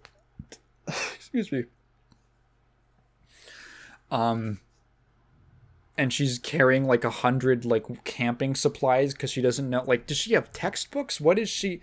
They don't really go into much detail, because the whole purpose of this segment is just to show that she is socially inept and people think she's cringe. Like, she meets like the smart student council top of the class girl, and she like, at first she thinks that she's like nice because she's like, we're selling cupcakes to save the rainforest, and then they're in class, and they're in English class, and the teacher asks like, hey, here's a question about Moby Dick, and nobody raises their hands except for that girl and Dora gets up because the teacher just wants someone else to call on who's not the smart girl. And Dora gets up, and she's like, she just aces this answer about Moby Dick. And and she's just way too excited. She's just way too peppy. And Diego is just like, fuck, oh my fucking God, dude. Like, can you please tone it down? He's like he's doing that thing where he's like pulling his shirt kind of like over his face. And it's like, God, he's so good at acting embarrassed. The actor kills it on him during this movie. And then afterwards, in the bathroom, the smart girl like fucking corners Dora and is like, listen, you little fucking bitch. Don't you dare try to show me up as the smart one in school. That's my fucking title. She's like, watch out. And like, everyone's just an asshole. And she's just like, people just like bullying her, and it's just awful. And they cut to it's like the Halloween dance, and there's this kid who's gotten like bullied. He's this white nerd kid, white gamer nerd guy. And he's like, the first scene, he just gets like fucking literally dunked on by some like football players or something. And Dora is at this like Halloween costume party for the school, which is the one inaccuracy. I was in high school. No upperclassmen ever show up to school dances. No one ever does it. It's all because you know how I know that? Because I never showed up to a school dance after sophomore year. And the only time that I went to one, actually, the only time I went to one was because I was on like student council in some like complete sinecure position. But part of that was that I had to go like chaperone, like monitor a school dance. And guess what? It was all freshmen and sophomores and one senior that I knew from band who got busted on the way in because they found his jewel. Hilarious. And then he got suspended for like a week or something like that. And I watched it happen. I was like, hey, it's I'm not going to say his name. It's, Jehoshaphat. And then he fucking get there, they pull it out and like out of his sock and they're like, whoa, whoa, whoa. And I'm like, oh man. Anyway, completely unrealistic that anyone, she's supposed to be 16, so she's like a junior in high school or at least.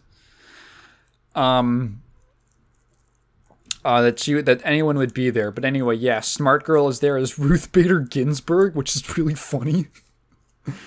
Diego's there as Messi, which is awesome. And Dora is like this goofy ass like Party City like sun costume, and she goes up to the nerdy white gamer guy, and she's like asking him like if he dances or something. He's like, no, I can't dance, but like I can like hold my breath. I used to get people would try to drown me in the pool when I was a kid, and so I now learned how to hold my breath underwater for 7 minutes because I was a victim of attempted homicide like multiple times. Like he just says it, and you're like, what the fuck? And he's like, you want me to show you? I can show you right now. And then she doesn't say anything, and then he starts going. He's like, no, I can like imitate a drowning person. And then he starts like, and then it just cuts to her like smiling, and then back to him, and then it cuts back to her, and she goes, I love dancing. I think it's really cool, and I love singing too. You like dance? And I'm like, I feel like I'm having a nightmare. I feel like I'm on drugs, like something got released into the air. It's the fucking weirdest thing ever. And then she goes and does a little Wednesday Adam dance on the dance floor. And it's like then she like embarrasses her brother, cousin. She embarrasses Diego, and he's like, dude, you're so cringe. What the fuck? Stop embarrassing me. And they have this big falling out. And she's like, Diego hates me. He thinks I'm cringe. No, I thought I was based, but I was actually cringe.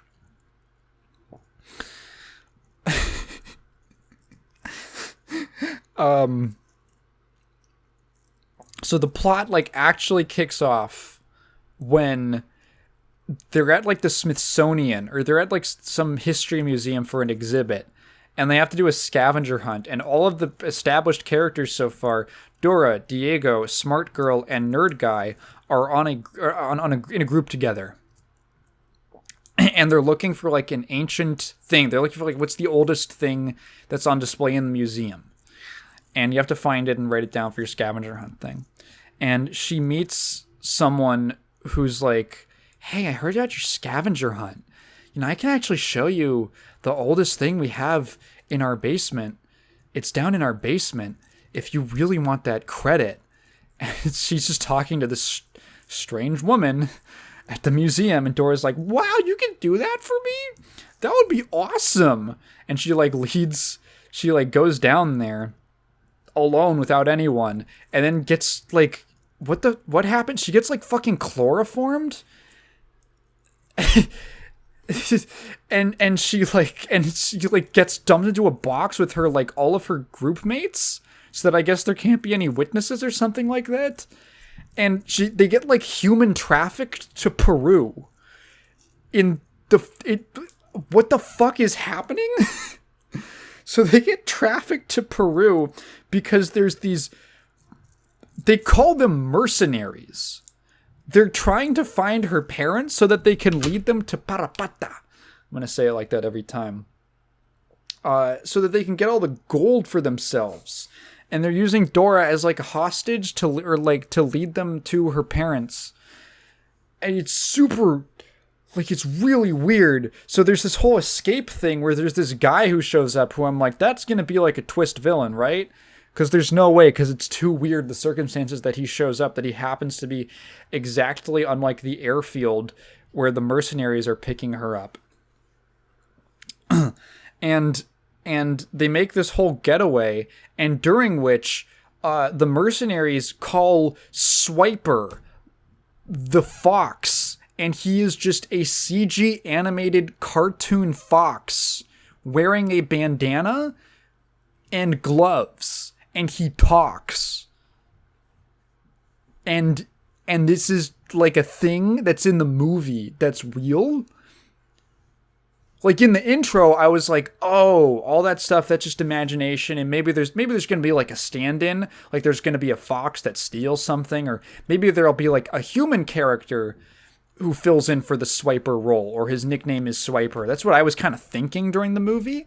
And then no, it's just the fox. He's a CGI fox who stands on two legs, and he speaks English, and he sounds like a cholo. And he goes, hey, well, I'm gonna need that, man. Like, what the, dude? What? What the fuck is this? And it's never explained. They never explain it. It's really weird. So you got this whole group, and now her and this guy who's like a linguistics professor and her friends, quote unquote, from high school, they're on a journey to find her parents, and they do Indiana Jones stuff, and they have disagree. That's the most of the movies. They do these little adventures. They get into life-threatening situations. They're attacked by like native tribes, like that one part of Indiana Jones, and excuse me, and there's like animals, and there's like a lot of talk of breeding. There's like a lot of breeding talk in this movie, like between like they like in quick succession too, in like 3 scenes in a row, there's like talking about like mating. And it's the first one was like Diego has a crush on the smart girl or something, and Dora's like, a life threat. They're having like a little heart-to-heart talk after there's like a fight in the group, and Dora goes off, and she's moping a little bit, and Diego goes over because he feels like he should talk to her, and they have a little heart-to-heart, and then they wind around to the Dora saying that he totally has a crush on her, right? And he's like, well, I mean, no, I don't. He's like denying it. And then she says, being in a life-threatening situation in a lot of species accelerates the mating process, or like the desire to mate or something. And he's like, you made that weird as fuck. And then he just leaves. And it's like, what the, and she's like, doesn't know, she like doesn't get it. And then, and then there's a bit where they get like separated or something. No, it's they get stuck in quicksand, and like they get stuck in quicksand, and all of them get out of the quicksand, which I actually learned from this movie. It seemed pretty legit, like a method for like getting yourself out of quicksand if you don't have someone to like, if you're by yourself, which is it's you lay on your back, so that all your weight gets distributed evenly, so that you float up more, and then you like slowly kind of move your legs back and forth, like in and out, so that you can do like you create little like air pockets. Basically, you like work a little bit of air underneath you, and then you do like a backstroke, essentially, to like you basically like swim your way out of the quicksand. It seemed pretty legit, actually. It seems like an actual thing that it seemed pretty realistic. Anyway, the one like professor guy who rescued them, the like adult in the group, he gets stuck because he's too scared, and then like these 2 scorpions It's actually, again, much like Indiana Jones. These two scorpions with the red ants. That happened in Crystal Skull, though. These two scorpions, like, start surrounding him, like, circling around him, and they climb up on top of his head, and, like, they're gonna fight. They're like, oh, no, it's two males, they're gonna fight. And then someone goes like, I don't think, they don't look like they're fighting. And then Dora's like, oh, it's a female. They're gonna start fucking. She doesn't say fucking, she says mating. But, like, they're gonna start fucking on top of his head? What is happening? What is happening? Anyway, they get him out. Later on in the movie, like, not too much longer after that, did this happen before? I don't remember what order this happened in. They get separated, and it's smart girl and nerdy guy, and they're just walking around, like, down a river, and they're like, I guess we're lost, like, I don't know what to do, and nerdy guy's like, I guess we just, settle down here in the jungle, and guess we're gonna have to start a family. And she's like, no, what the fuck is wrong with you, you weirdo? He's like, I guess I just have to fuck you. I guess I just have to come inside of you and make babies, and we have little jungle babies. It's so weird. It's like so weird. Yeah. Anyway, the things happen. They find her parents. They do a lot of Indiana Jones shit. It turns out that the guy who was a teacher, wow, surprisingly, he wasn't actually a professor. He was a treasure hunter, and he was lying to them the whole time so that he could get to Dora's parents, so that he could just, by gunpoint, force them to find the way to Parapata for him, so he can take all the gold. And they're going in this, like, line, right? And then Boots shows up, because I guess Boots was around, and he starts untying them, and all they escape. And they gotta, like, save her parents and everything. But, like, Dora is really concerned, and she's, like, alone. She's alone in the like, yeah, no. Before they, like, before they have the big, like, come together and let's be a team moment, Dora's, like, by herself. It's nighttime. Boots has just rescued her. And they've all kind of, like, scattered because the mercenaries saw them, so they all scattered to the wind, and they haven't met up yet. And Dora's, like, talking to Boots, and she's like, I don't know what to do. And Boots is just a monkey, right? Like, he doesn't talk. He is just a monkey. He's a CG monkey. And she's like, I don't know what to do. And then Boots starts talking. And it's Danny Trejo. And I lost my fucking mind. Fucking Machete starts talking to her. Because I guess Danny Trejo is obligated. Like, he probably, like, signed a pact with the devil or something, and in exchange, he is obligated to be in every single Mexican movie ever made. Like, Mexican fucking culture movie ever made. And he gives her, like, a pep talk in his deep ass Danny Trejo voice, coming out of this cartoon monkey. And it's weird. It's weird as fuck. And it inspires her to, like, save the day. I forgot to mention the part where they do the Wizard of Oz thing, where they have to, like, go through a whole field of these big plants, and they touch the plant and by accident, and it like opens up and releases a bunch of spores that make them have, like, a hallucinogenic episode, and it switches to, like, the cartoon Dora. Like, they start morphing into cartoons, and they all have, like, an insane trip. They all, like, there's, like, this, it's like a 3-minute sequence in the middle of the movie of, like, Dora and Diego as, like, cartoon versions of themselves, like, almost like thinking that they're, like, invulnerable and they're gonna, like, jump off of a cliff and shit. And then all the Dora characters show up, like the cow and the iguana and the little bugs, and it's like, it's really, and the chicken and the troll, it's really weird. And then they just kind of wake up. They had this weird, just like acid trip on, like, jungle spores. it was really strange. I wasn't expecting it.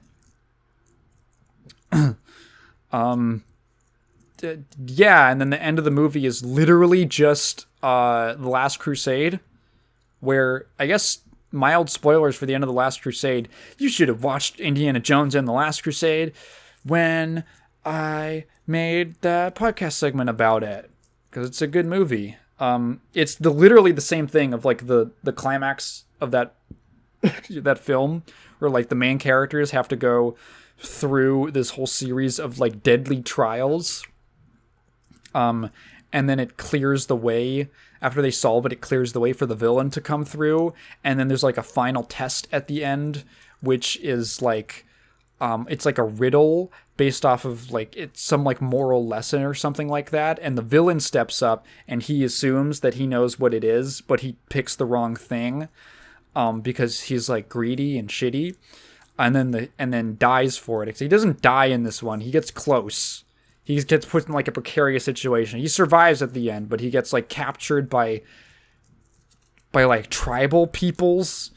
And then Dora picks like the real thing and then saves the day. And then they're all like gonna have a, they're all gonna, and then, then like there's this old woman. There's this old woman who is played by apparently a very legendary Mexican actress. Named Isela Vega? Or is it Isela? Isela Vega? Who's like a very, or was, she died in like 2021.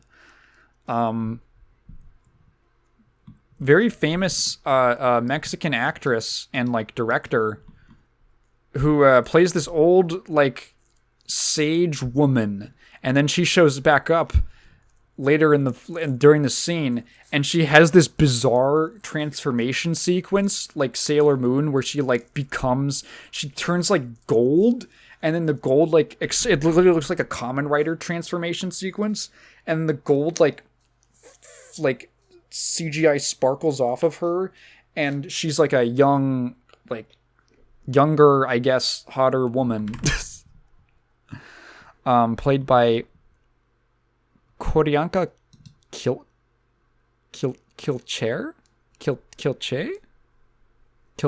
I think.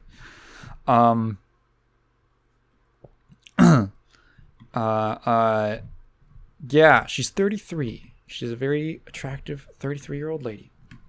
I guess 30 at the time. There's a character in this movie called, one of the mercenaries is named Christina X. What the what? Anyway. Yeah, so then like they capture the treasure hunter guy, and then at the last minute that fucking fox comes back, Swiper, and he takes this gold statue that's on like a pressure activated plate and angers the gods. And like a hurricane's gonna envelop them, and Dora has to like grab it from him and run back into the eye of the storm, and put it back on, and seals up the ancient treasure and all that. And then she's like, and the movie ends, and she goes like, well, it doesn't end there. She goes, you know what, Mom and Dad? I think I want to go back to American high school because it's a brand new adventure for me. And hey, all the characters learn something. Diego eventually learned to trust his sister and to appreciate her whimsy. The smart girl learned to like ease up a little bit and got a little bit of perspective that high school isn't the most important fucking thing in the world. And it's actually okay to fuck up a little bit in high school and not be the smartest person ever. God, dude, there's kids in band who made it their entire personality. And it's like, dude, can you, like, what are you going to do when you graduate? And that was her. And she had to learn how to not be like that.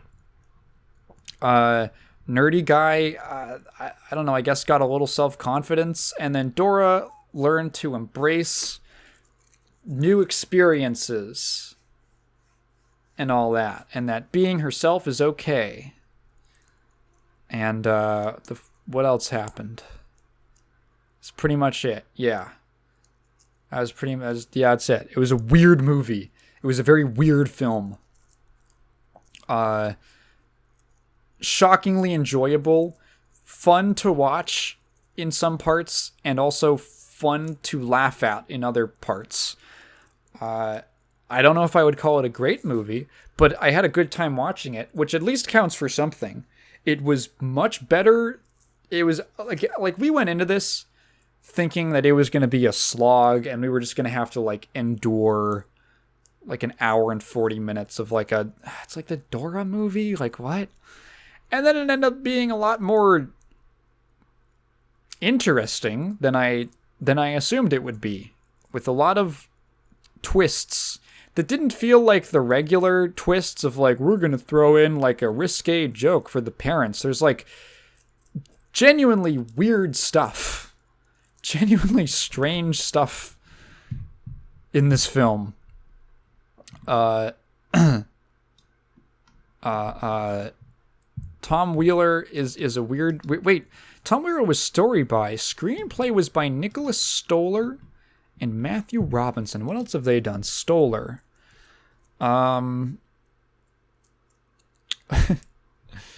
Filmography. A lot of adult comedies. What the fuck? Fun with Dick and Jane. Yes Man. Get Him to the Greek. Gulliver's Travels. Oh, the Jack Black movie? The Muppets, the 2011 Muppets movie. He was a writer on it. Interesting. And an executive producer. Muppets Most Wanted. What else was he a writer on? The Captain Underpants movie. Neighbors 2. Zoolander 2. Sex Tape. Remember Sex Tape? I barely do. I think the only reason I remember that movie is because of one time when it was coming out and my stepsister was going with one of her friends to see it, and I remember that for some reason. She said, we're going to go watch Sex Tape. I was like, all right, cool. Dora and the Lost City of Gold, yes, was a writer on. And he's writing the upcoming Animal Farm film. What is this? Upcoming British animated fantasy drama. Fantasy. Yeah, that's what George Orwell said. Directed by Andy Serkis.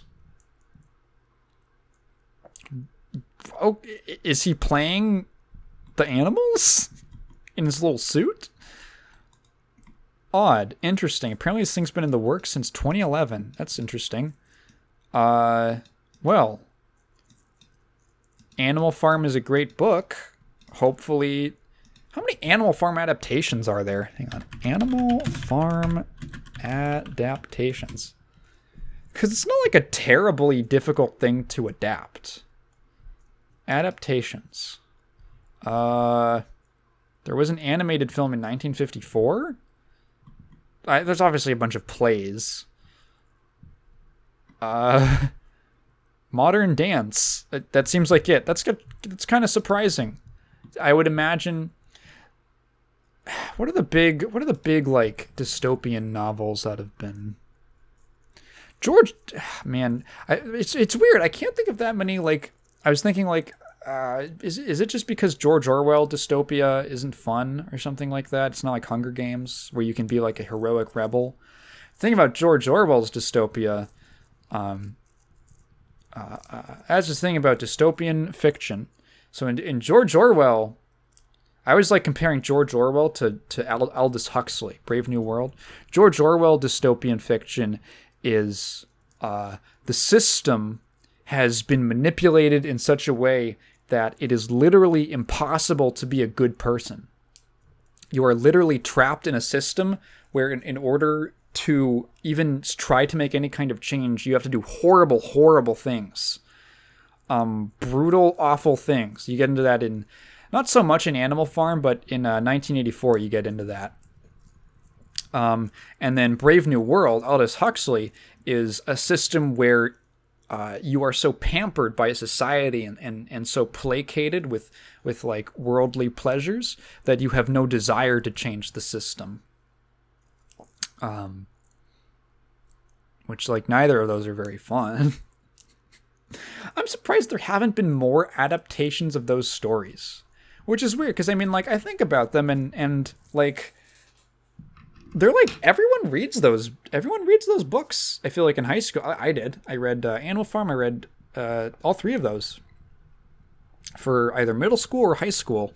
I read Fahrenheit 451 in middle school as part of the curriculum. And for some reason, there's like not really any adaptations of them like in film form. I think there's a British film from like the 70s, maybe the 80s, like that was released in 1984. That's like about it. Yeah, like they aren't fun stories. They're very like. I feel like one of the hallmarks of, like, in my opinion, true dystopian fiction is that they don't have happy endings, so they're kind of hard, I think, to sell to a mass audience. Maybe today you could. You know what? You could do that today in a TV series. I don't know, in a movie? Maybe in a movie. But in a television series, I think you could do, you know, a limited thing, some kind of prestige television thing, like something that would be on HBO or Netflix or Hulu, Apple Plot, whatever, what have you. I think you could actually adapt one of those, and it's a bad ending. Well, not a bad, like a dour ending, I should say. And it could actually work. I think that like an audience could be receptive to that. I think you can do it in television. Anyway, yeah. So what did Matthew Robinson write? Music career. Robinson was a member of the satirical hip-hop group The Tri-Lambs, performing under the name Matty Boom. Okay. Interesting. Screenwriting. Let's see, filmography. He was a writer on The Invention of Lying. Really? And Monster Trucks! Yo! He wrote fucking Monster Trucks! With the... Holy shit. The only reason I care about the film Monster Trucks, which I don't think anyone remembers, is because I don't know if anyone knows, I don't know what the crossover is between my audience and people who watch the YouTube channel Rebel Taxi, but the guy who runs Rebel Taxi, who goes by Pan Pizza, he's kind of like me, where his channel is like not his name that he goes by. Had a podcast for a while. It went through a couple iterations, but my favorite one that lasted a few years, there was this running gag of them just fucking like hyping the shit out of monster trucks because it looked so bad. That was the one where it was like there was an alien in the monster truck. That was that movie. The 2017 Monster Trucks film. And there was like a whole, they had this whole, yeah, it was great. I have like, whenever I even think about that movie, which is not very often, it's just in the context of all those funny podcast bits about them talking about how awesome Monster Trucks was going to be. And then his very next film is this one. It's Dora. Interesting. Well, hey. Yeah, pleasantly surprised. Fuck, okay, there's a few things. Okay, there's like two more things I want to talk about. And they're kind of short. The first one is that because I wanted to talk about the System Shock remake, but I couldn't until I finished Prey, because I wanted something to compare the remake to. Because Prey is very much a spiritual successor to System Shock. It has such a similar setup. It has such a similar, it's like the same kind of setting, except instead of the villain being a rogue AI, it's these like alien life forms, these shape-shifting life forms, right? But so many things about it are clearly taking off of System Shock, and I wanted to finish that game before playing the remake, just so I could have a little frame of reference. So I just took one afternoon and evening, and I just burned through the last like 5, 6, 7 hours of Prey. I forget exactly how long I sat down for, but I was sitting down for a while. And I have to say, it's good. It remains a good game. I had a positive first impression of it, and it is remarkably consistent. It actually has a very similar arc to Deus Ex, in terms of my reaction to it, where it's very consistently, there's a point of the game in both of those games where I was saying to myself, dude, it's still going. I'm getting more shit to do. Like, they introduce like some third act twist thing, or like a couple of those in a row, and it's like, now there's this whole thing, and you're like, oh fuck, we got to take care of that stuff. And all these, and just the task list keeps expanding. You're like, holy shit, it is going. And you know, Deus Ex had that where it was going and going and going.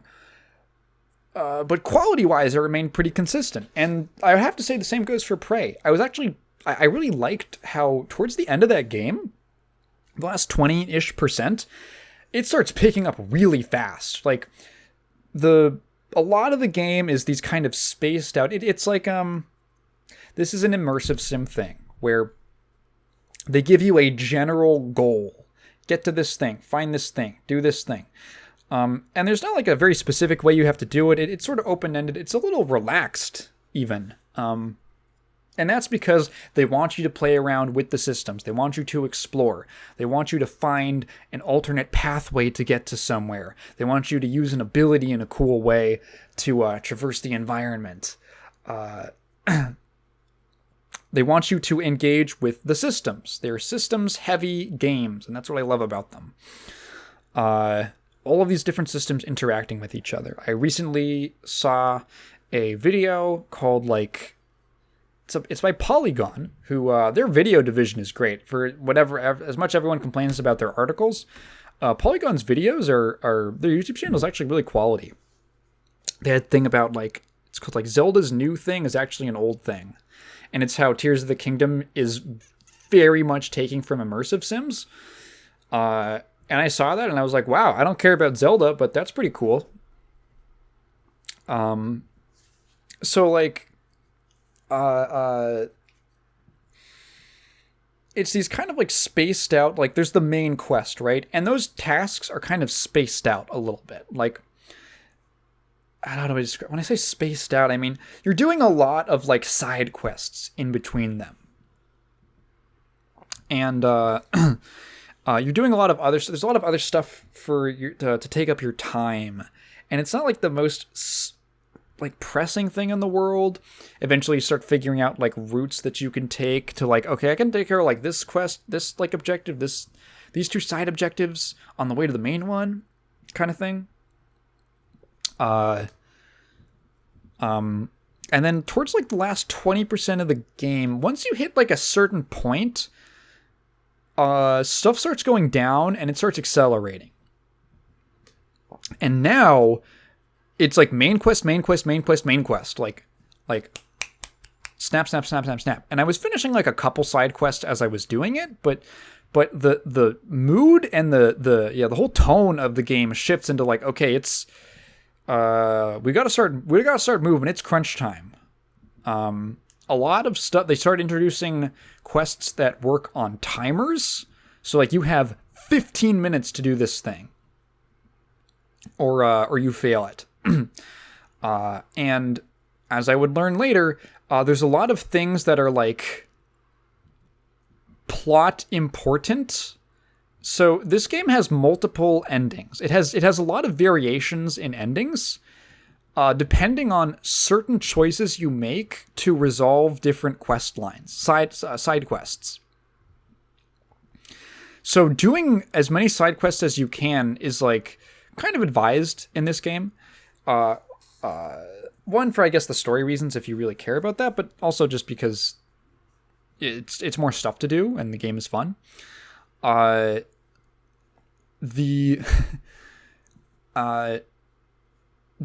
lot of those, like, storylines start coming to a head. There's, like, these kind of developing storylines and character arcs that have been going at that they started at different points of the game, but around this time, last 20%, a lot of them start wrapping up. And you start getting to the point where they're wrapping up and you got to make certain decisions. Do you do this? Do you do this for this character? What kinds of choices do you make? And there's good reasons to take either path, and you just kind of have to make a judgment call. I'm trying to avoid spoilers, but some like legitimately interesting, moral conundrums. Should you, there's something that there's something you have the option of giving to a character, right? And they want it, and their reason for it, and and you're like, at first it seems like a no-brainer that you should, and then you learn a piece of information that's like, it makes you think twice. And you're a little like, what is going to happen when I give this to them? And you got to make that decision. And that decision has a consequence at the ending. So, like, I really liked how fast stuff started moving, because I was actually getting stuff done pretty quickly. Doing, like, 1 or 2 side quests here and there. But the tempo starts increasing a lot, and you even get revealed a potential third. The whole game, you have at least known about like 2 different endings that you can go for. Either you can blow up the whole goddamn space station, or you can escape in an escape pod on your own and fuck everyone else. Then you get a third possible option that's very interesting, and that's like, maybe I should go for that one. Yeah, and then honestly, like, the quality of the game does not drop. There isn't a big sequence where I'm like, ugh. If there was going to be one, it would probably be something involving like the zero gravity segments, but because those are like it's a little slow and very, very like disorienting. Which, I mean, it should be. You're in zero gravity, but didn't mean I enjoyed it. Thankfully, there wasn't too much of that stuff. And lost my train of thought. And the actual stuff you have to do to get any of the endings is pretty like, okay, pretty much what you've been doing the rest of the game. That style of gameplay. And you got to make some interesting decisions. The game builds up pretty interesting characters, and it's hinging a lot on you not knowing the exact consequences of your decisions, right? You have to make these choices, and you don't know exactly what's going to happen. And like, oh, this seems like the best choice, but like, is it? So there's some legitimate thinking that you have to do of like actually understanding your reasoning. Much like the ending of Deus Ex, where you're presented with a few different options of how to shape the world is what the ending of that game implies. Like, change the whole way the whole world works. Have these massive effects on society. And you you don't know the exact consequences of any of them, and you just kind of have to ask yourself what you believe and what seems best to you. And you get that same kind of deal with Prey. And in the ending, so okay, here's the thing. The ending is extremely ambiguous, and it's also very short. That's because there's a post-credits ending, which is the real ending of the game, where you basically get, I don't want to spoil it, but you should stay after for the credits. It's pretty long credits too, so listen to the song, I guess. Browse your phone. You get a twist at the end, like the ending, that is very weird and recontextualizes the whole game in a way that I think is it's interesting, but it didn't hit me too hard. I think it was supposed to be a really big twist, but I was actually so confused the first time that I got it, and I actually had to go look up what was going on. Because I had like, oh wait, is it this? And then no, actually that thing that actually to me seemed pretty reasonable is not what the twist actually is. It's a different twist that's a little related. It's weird. You'd probably know if you played the game. I think it's fair. It's like it leaves it open for a sequel. It could totally end there, but it could also leave it open for a sequel. If you know what I mean. There is like a final choice that you have to make in that ending. Yeah, ending didn't really hit quite as hard as I maybe wanted it to.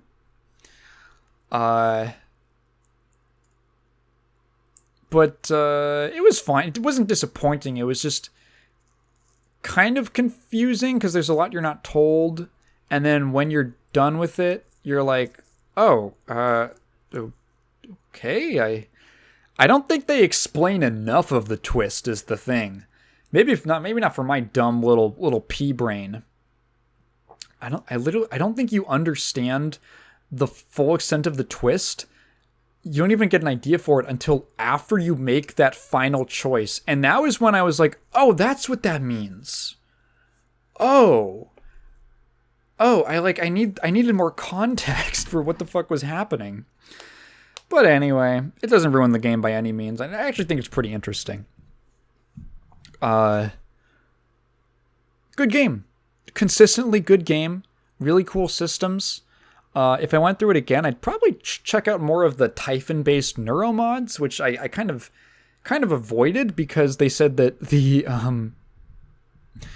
more Typhon material you have in you from the Typhon-based neuromods, which give you like special abilities like morphing into things and like making electricity and teleporting and stuff like that. Turrets on the ship or on the station will literally start like shooting at you because they detect too much Typhon in you. You can pick one Typhon neuromod before you hit that point. So I picked the one that lets you morph into objects because you can get into places that you otherwise couldn't, which is pretty cool. So that stuff is yeah, I don't know, cool game, really, really good, just like, yeah, that's kind of systems-based gameplay that Sims are known for. Yeah, I would totally recommend it. And apparently the DLC Moon Crash is, I looked up what it was. I'm not going to go into it yet because it kind of seems like a lot, but it looks really cool. I might stream it someday or something like that. It's totally disconnected from the game, but it has from the main game's plot, but it's like on the moon, and it's like a roguelite. So you're doing these like randomized runs where you're trying to like piece together a mystery. But you have these like 4 different playable characters, and they each have different like abilities using like things like one character is like very much a certain type of weapons, and the other one is different types of like different, like almost like different builds that you could have taken throughout the game is what they represent. Like one has a bunch of Typhon neuromods and all that, and then you crazy wizard shit. And then you like do these continuous runs, like simulations through a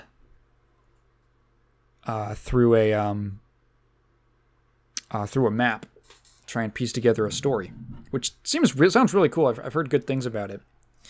So yeah, Prey, again, thumbs up. And then finally, because I finished that, I tore into the System Shock remake a little bit, at least. So yeah, is the remake successful? Yes, it is.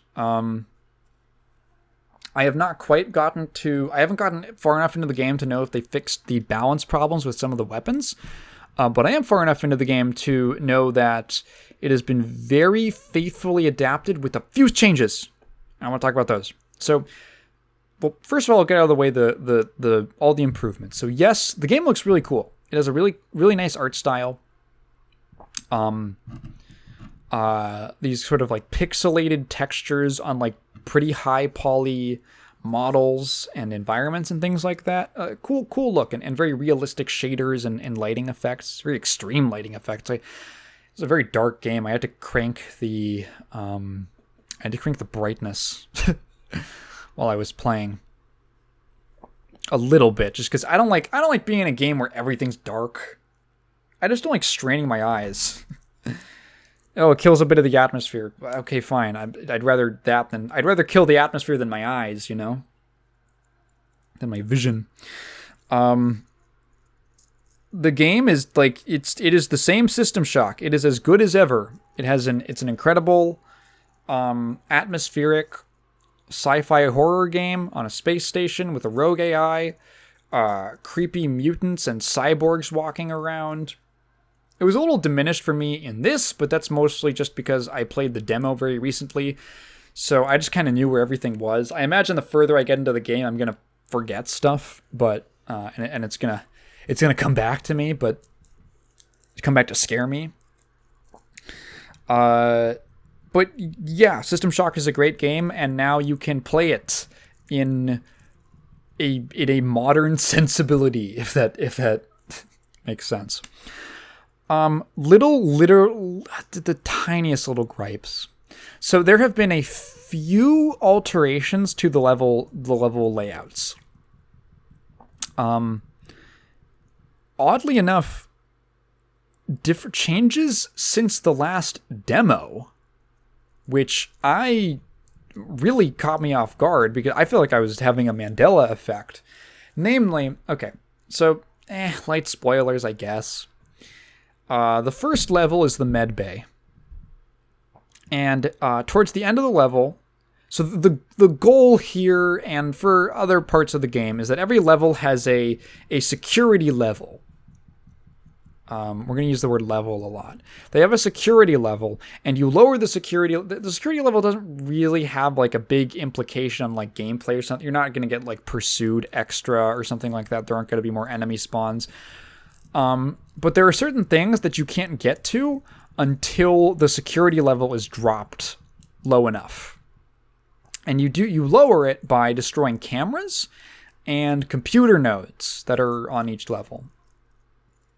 So the end of the med bay is that in order to open the elevator to get to the next level, the research level, is you have to if you've been, you know, doing your due diligence, you've been breaking every camera that you come across. Now, the last 20% on the security level is basically held by these 4 computer nodes that are at the very end, and if you've been going through it kind of naturally guides you to get there at the very end. Even though it's this very open layout, the way that you unlock things, it's very carefully designed so that you're not really going to get to that point until the end, until you've done pretty much everything else. You've explored everything else. Now, in the original and in the previous build that the demo was in, strangely enough, on the way to the computer nodes, the room with that, the computer node chamber, you walk through this hall, you turn a corner and you start walking through this hallway, and on the walls there are these alcoves with these cyborg drones suspended like basically in stasis.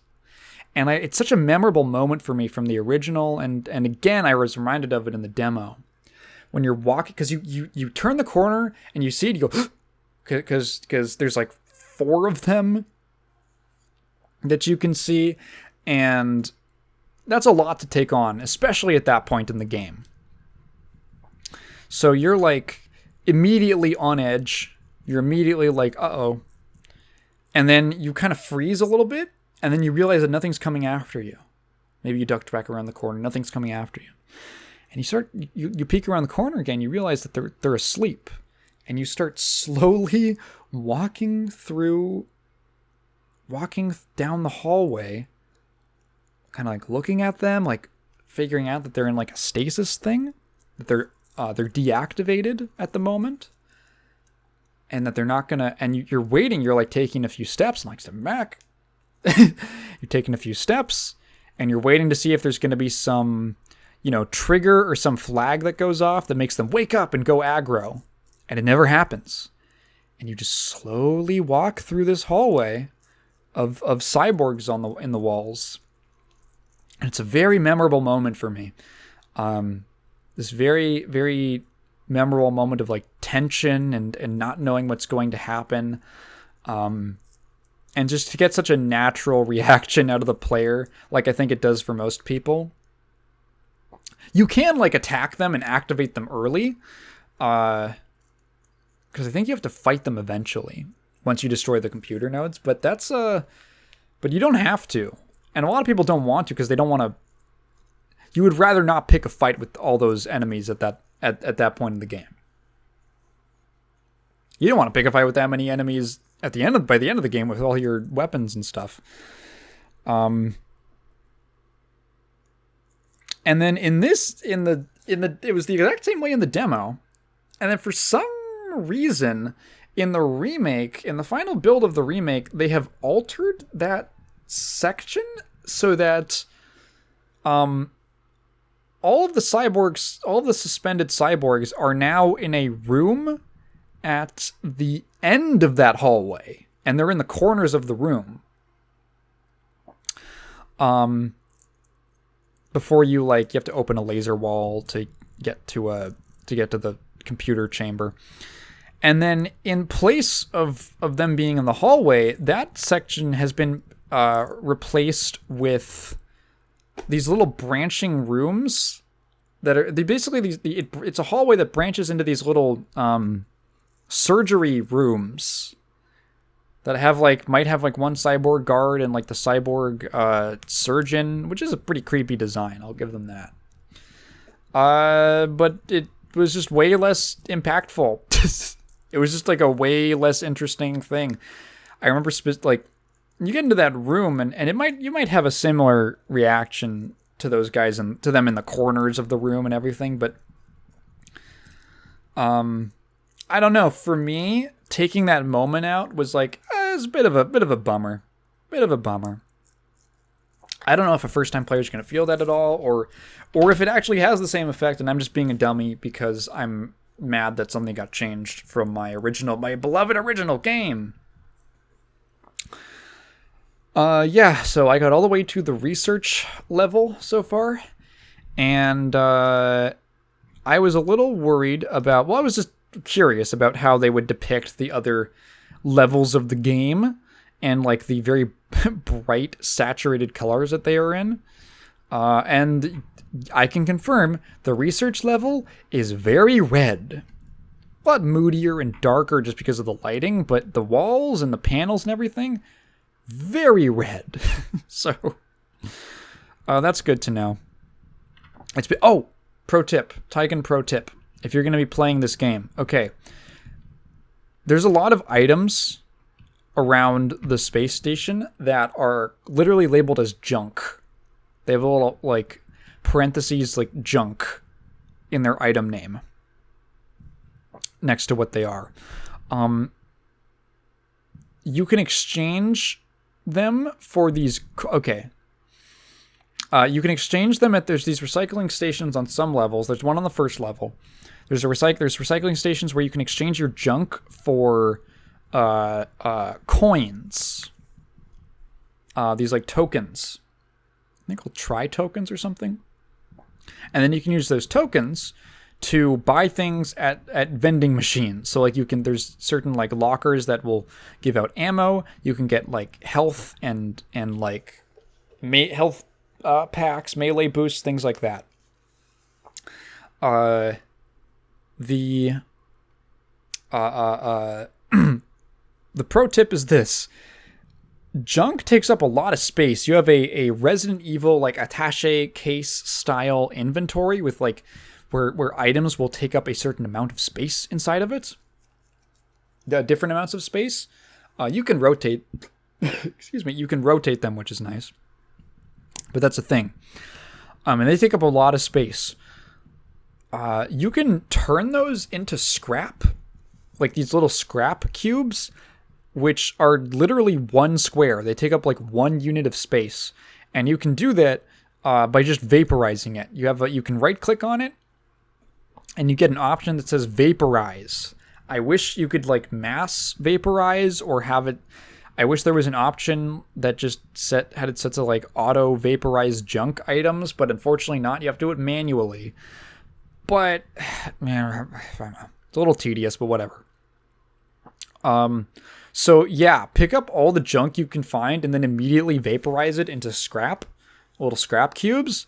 And because they stack up to like 100, and you can get, it's like 10 scrap cubes equal, I think, 1 coin. So you can get a lot of coins really fast. And then exchange them for ammo or hold on to it or get some health packs and stuff like that. So most of your inventory in this game should be weapons, ammo, healing items, like the grenade types, different grenade types, the little buff items, and that's pretty much it. That should be, and then like in the corner, I arranged the scrap cubes and the coins into like a little spot in the corner.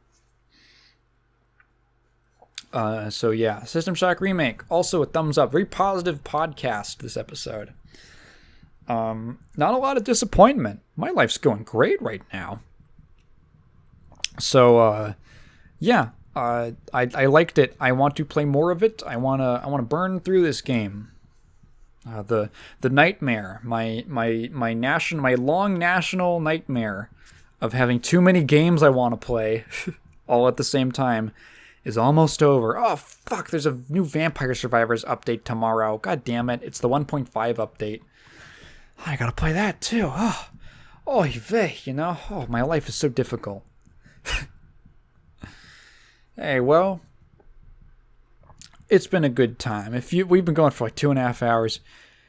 If you've been listening this long, thank you for listening to me ramble. If you've got a question, feel free to leave it in the comments below, but please phrase it in the form of a question, because I'm not just going to read your thoughts out loud. I got a Patreon. Check out the last video on a funny Laserdisc game. 2 funny Laserdisc games. New video is in the works. And I'm going to have a very, very bad main channel video, side channel video out soon, so be on the lookout for that. That's about it. Later, Gators.